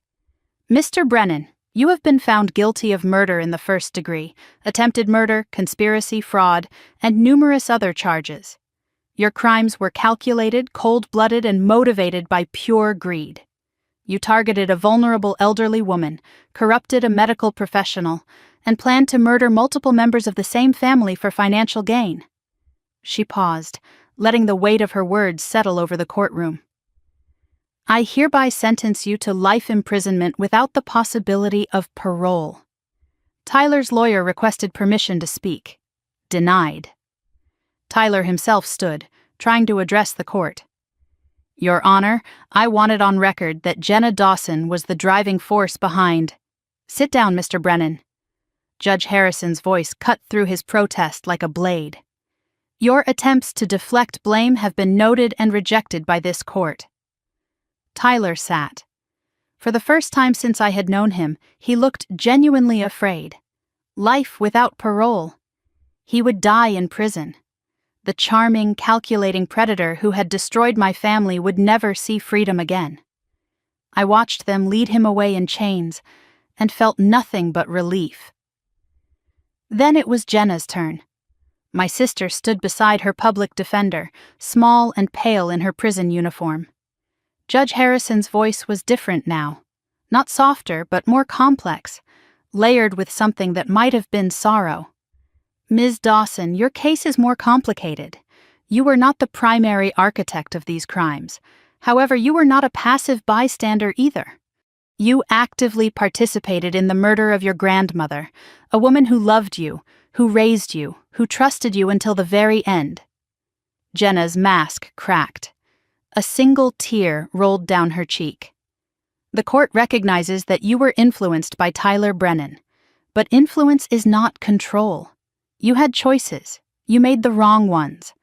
The sentence was 20 years, with possibility of parole after 15. I did the math again. Jenna was 32. She would be 47 at the earliest when she walked free. If she walked free. If the parole board believed she had been rehabilitated. If she survived 15 years in prison. Before being led away, Jenna was allowed to make a statement. She stood slowly, her chains rattling in the silent courtroom, and faced the gallery. "I want to say something to my sister." Judge Harrison nodded permission. Jenna turned to look at me directly for the first time since the trial began. "I know you hate me. You should. What I did was unforgivable." She paused, struggling for words that could never be adequate. "When we were kids, I used to wish I was you. You were so easy. Everything came easy to you. School, friends, grandma's love. I had to fight for every scrap of attention, and you just had it all." I felt tears burning my eyes but refused to let them fall. I told myself the money would make it even. That once I had what you had, I would finally feel like enough. But it did not work. Nothing Tyler promised came true. And now I have lost everything, including you. Her voice hardened slightly. "I am not asking for forgiveness. I know I do not deserve it. But I want you to know that I loved Grandma. In my own broken way, I loved her. And I will spend the rest of my life regretting that I let that love get poisoned by jealousy." She stopped, looked down at her shackled hands. "That is all. I am done." Guards moved to escort her out. At the door, she stopped and looked back one final time. "Goodbye, Aaron." Then she was gone. 2 days later, there was a separate hearing for Dr. Nathan Mercer. He had pleaded guilty months ago in exchange for his testimony against Tyler. But guilty pleas still required sentencing. Dr. Mercer stood before Judge Harrison looking nothing like the confident physician he had once been. Gray, diminished, beaten. His lawyer argued for leniency, cooperation with authorities, no prior criminal record, genuine remorse. The prosecution argued for maximum punishment. He had violated his sacred oath. He had killed a patient for money. He had betrayed everything the medical profession was supposed to represent. Judge Harrison's verdict was 12 years in federal prison and permanent revocation of his medical license. Before being led away, Mercer turned to address me directly. "I became a doctor to save lives. I do not know when that changed. I do not know when money became more important than the oath I swore." His voice cracked. "I am sorry. I know that means nothing. But I am sorry. I said nothing. I did not owe him absolution." After the hearing, Detective Chen briefed us on the ongoing investigation.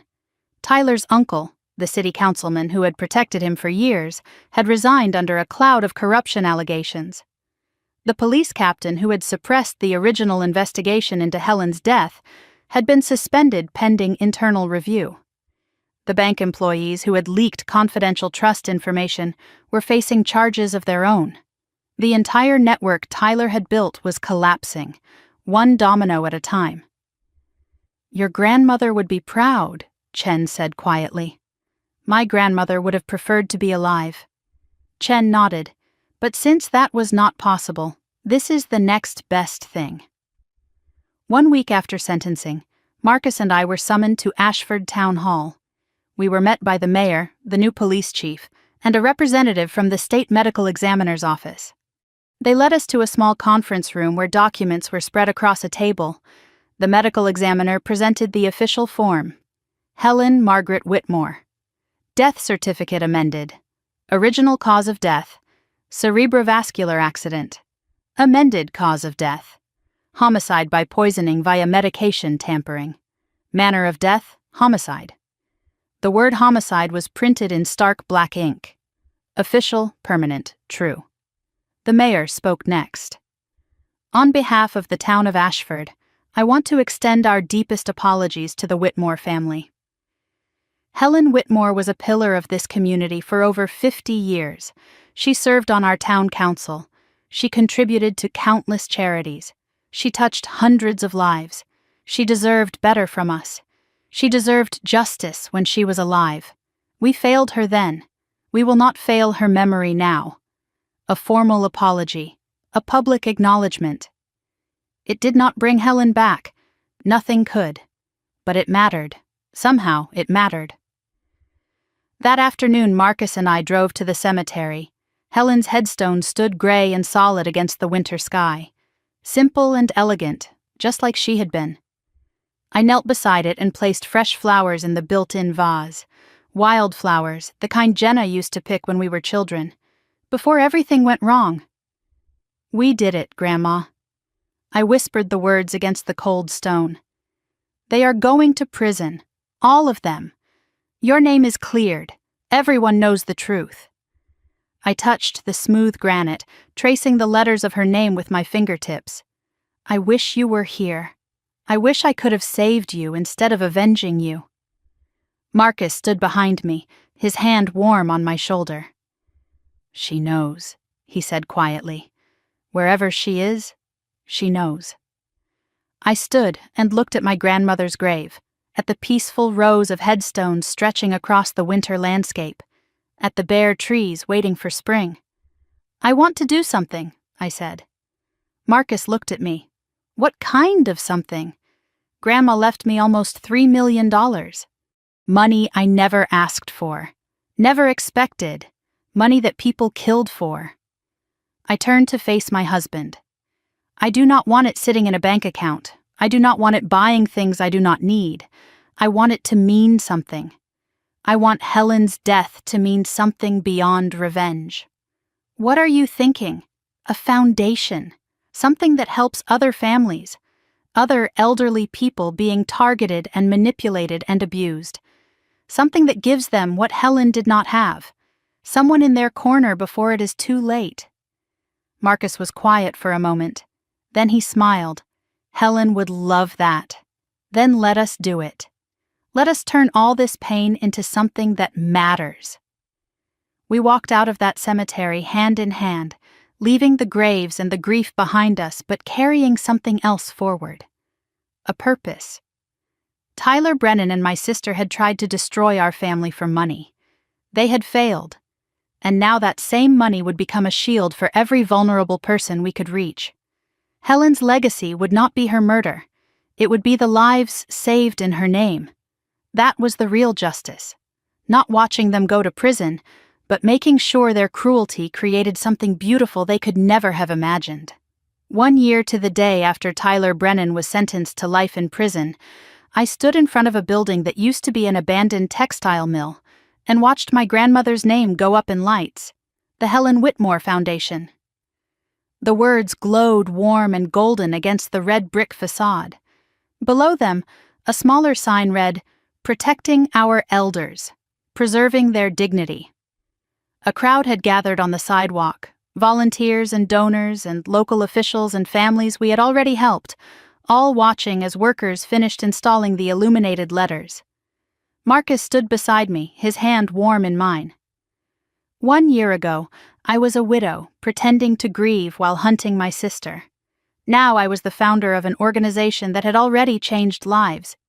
The money that people had killed for had become a shield for the vulnerable. The irony was not lost on me. Neither was the justice. Edward Collins approached with a folder tucked under his arm. He looked different than he had a year ago. Less tired, more purposeful. "The year-end numbers are in," he said quietly. I opened the folder and scanned the pages inside. 53 families assisted in our first year of operation. Over $800,000 in stolen assets recovered. 14 criminal prosecutions initiated. 6 financial predators currently behind bars. "Helen would be proud," Edward said. "Helen would say we are just getting started." The grand opening ceremony began an hour later. I stood at a podium in front of the renovated building, looking out at the gathered crowd, and felt something I had not felt in a very long time. Hope. I did not talk about statistics. I talked about faces. Maria Gonzalez was 74 years old when her grandson started draining her retirement account. 5,000 here, 10,000 there. By the time she noticed, over $60,000 was gone. Her grandson told her she was confused, told her she had approved the withdrawals, made her doubt her own memory. The foundation intervened. We recovered her money. We helped her establish legal protections that would prevent anyone from accessing her accounts without proper oversight. Maria was in the audience today, sitting in the front row, crying happy tears. "She reminds me of my grandmother," I said, "not because they look alike, but because they both deserved someone to fight for them." I told other stories too. Harold Chen, 81, whose financial advisor turned out to be a con artist. We exposed the fraud, recovered his savings, and the advisor was now serving 5 years in federal prison. The Patterson family, whose father's new wife had been systematically isolating him from his children. Our mediators helped reunite the family before it was too late. Each story was Helen's story repeated, but with a different ending. "Every person in this room has been touched by betrayal," I said. "By people who should have protected them, but chose to exploit them instead. I know that pain personally. I lived it. I almost died from it." I paused, letting the weight of those words settle. But I also learned something. Pain can become purpose. Grief can become action. And justice, real justice, is not just about punishing the guilty. It is about protecting the innocent. After my speech, I mingled with the crowd. The team that had made this possible surrounded me, and I felt grateful for every single one of them. Detective Laura Chen had retired from Hartford Police Department 6 months ago. She was now our Director of Investigations, using 30 years of law enforcement experience to help families navigate the legal system. "I spent my career watching cases like Helen's get swept under the rug," Chen told a group of donors. "Now I actually get to do something about them." Claire Mitchell was there too. My former colleague from Lincoln Elementary had quit teaching to become the Foundation's volunteer coordinator. She had recruited over 200 volunteers in the past year, many of them retired teachers and nurses and social workers who wanted to make a difference. "I always wanted to do more than grade papers," Claire said. "When I saw what Tyler was doing to Aaron, I realized there are monsters everywhere. I wanted to help fight them." Edward Collins remained our board chair, his connection to Helen giving the organization both credibility and soul. "I made a promise to Helen 40 years ago," he told the crowd. "I told her I would always be there for her family. This is me keeping that promise." One person was notably missing from the celebration. Ruth Gonzalez had passed away peacefully in her sleep 3 months ago. She was 81 years old, and she had lived just long enough to see the foundation launch. Just long enough to know that her testimony had mattered, that the evidence she had protected for so long had helped bring murderers to justice. A photograph of Ruth stood on the memorial table beside Helen's portrait. 2 women who had never asked for courage but had found it when it mattered most. "She died knowing the truth came out," Marcus said quietly.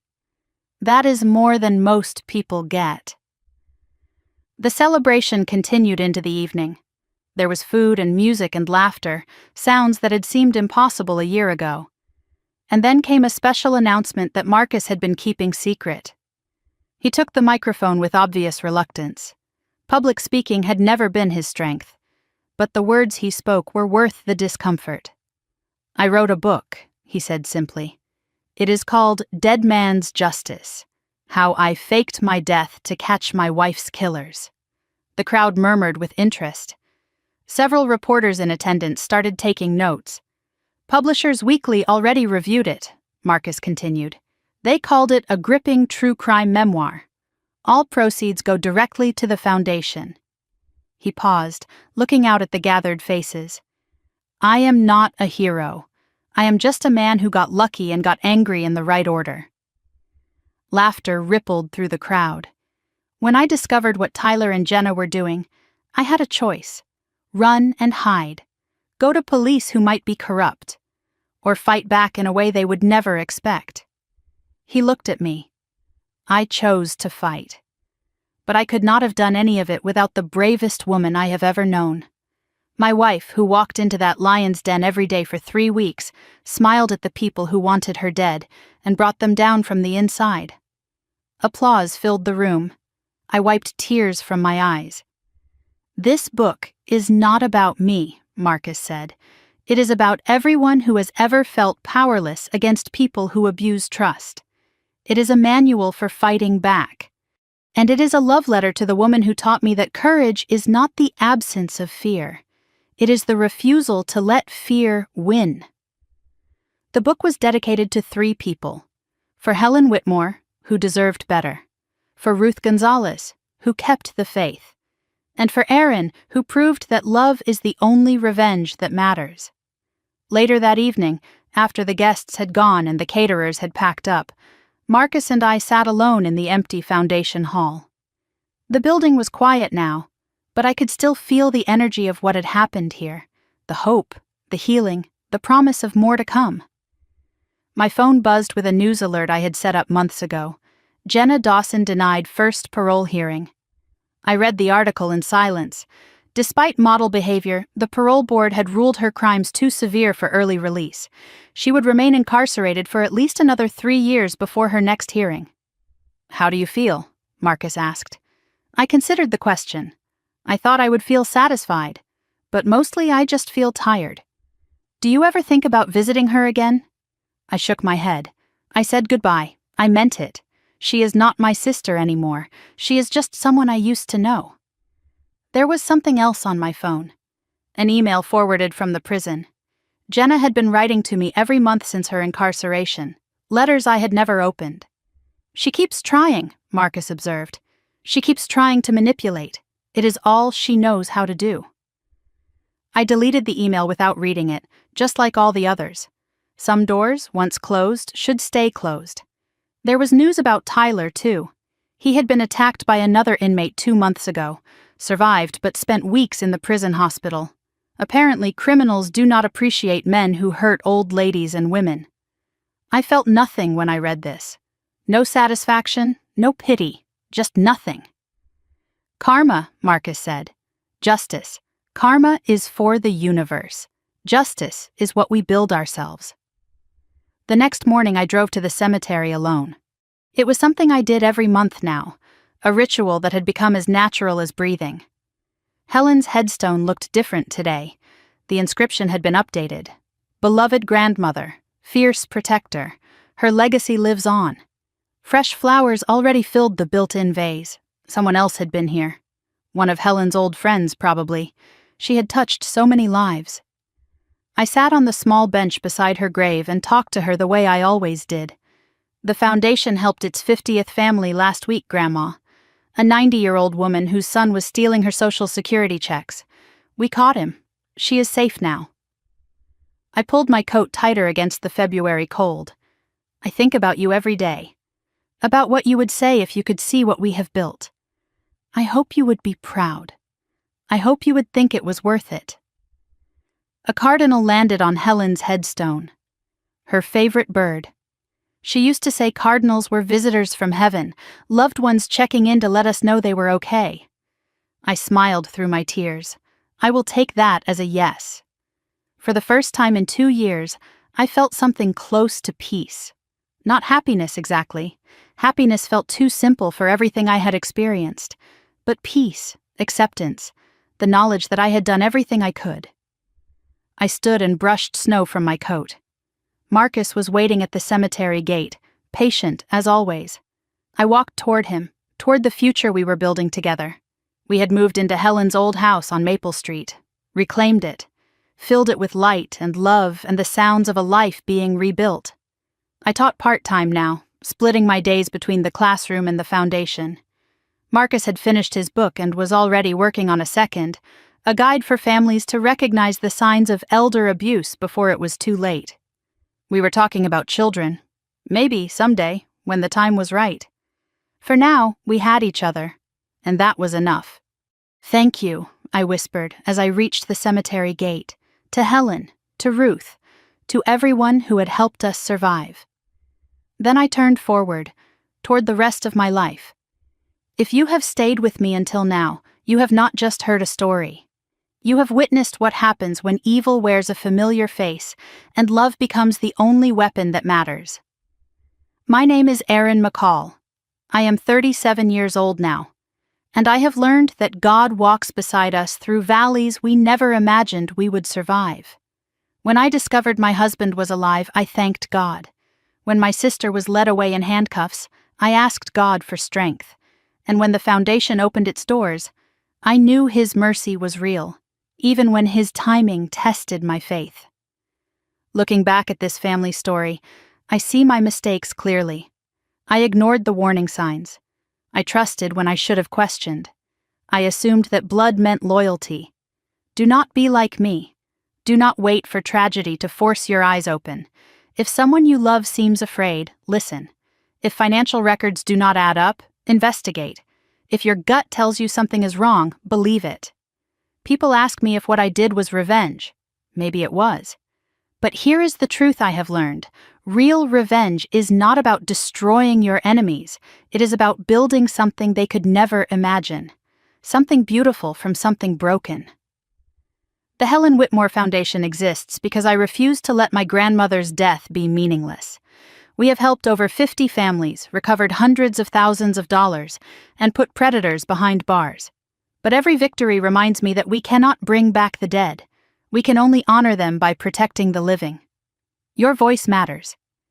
If this story resonated with you, if you have faced betrayal or manipulation or injustice in your own family, I want to hear from you.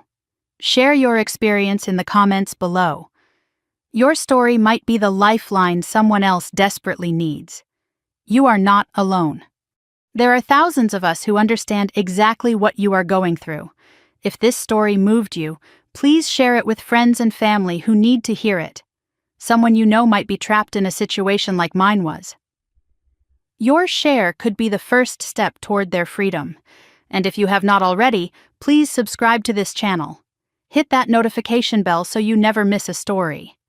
There are more truths to uncover, more proof that ordinary people can overcome extraordinary evil, more reminders that you are stronger than you know. Thank you for walking this difficult journey with me. Your time, your attention, your willingness to listen. It honors Helen's memory more than you know.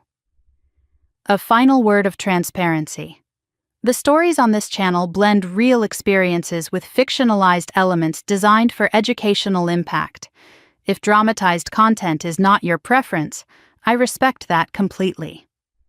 Feel free to explore other videos that might suit you better. But if you choose to stay, know that every story here carries a lesson worth learning and a truth worth remembering. May God bless you and keep you. May He give you the courage to face the darkness in your own life, and may He grant you the peace that comes from knowing you are never fighting alone. I walked through the front door of our home, Helen's home, and let the warmth wrap around me like an embrace.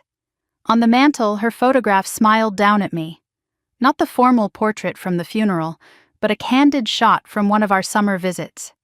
Helen laughing at something off camera, alive with joy. I touched the frame gently and whispered what I whisper every night before bed. "We did it, Grandma. We really did it." And in the silence that followed, I could have sworn I heard her answer. No, child, we are just getting started. This story is fictionalized for dramatic effect.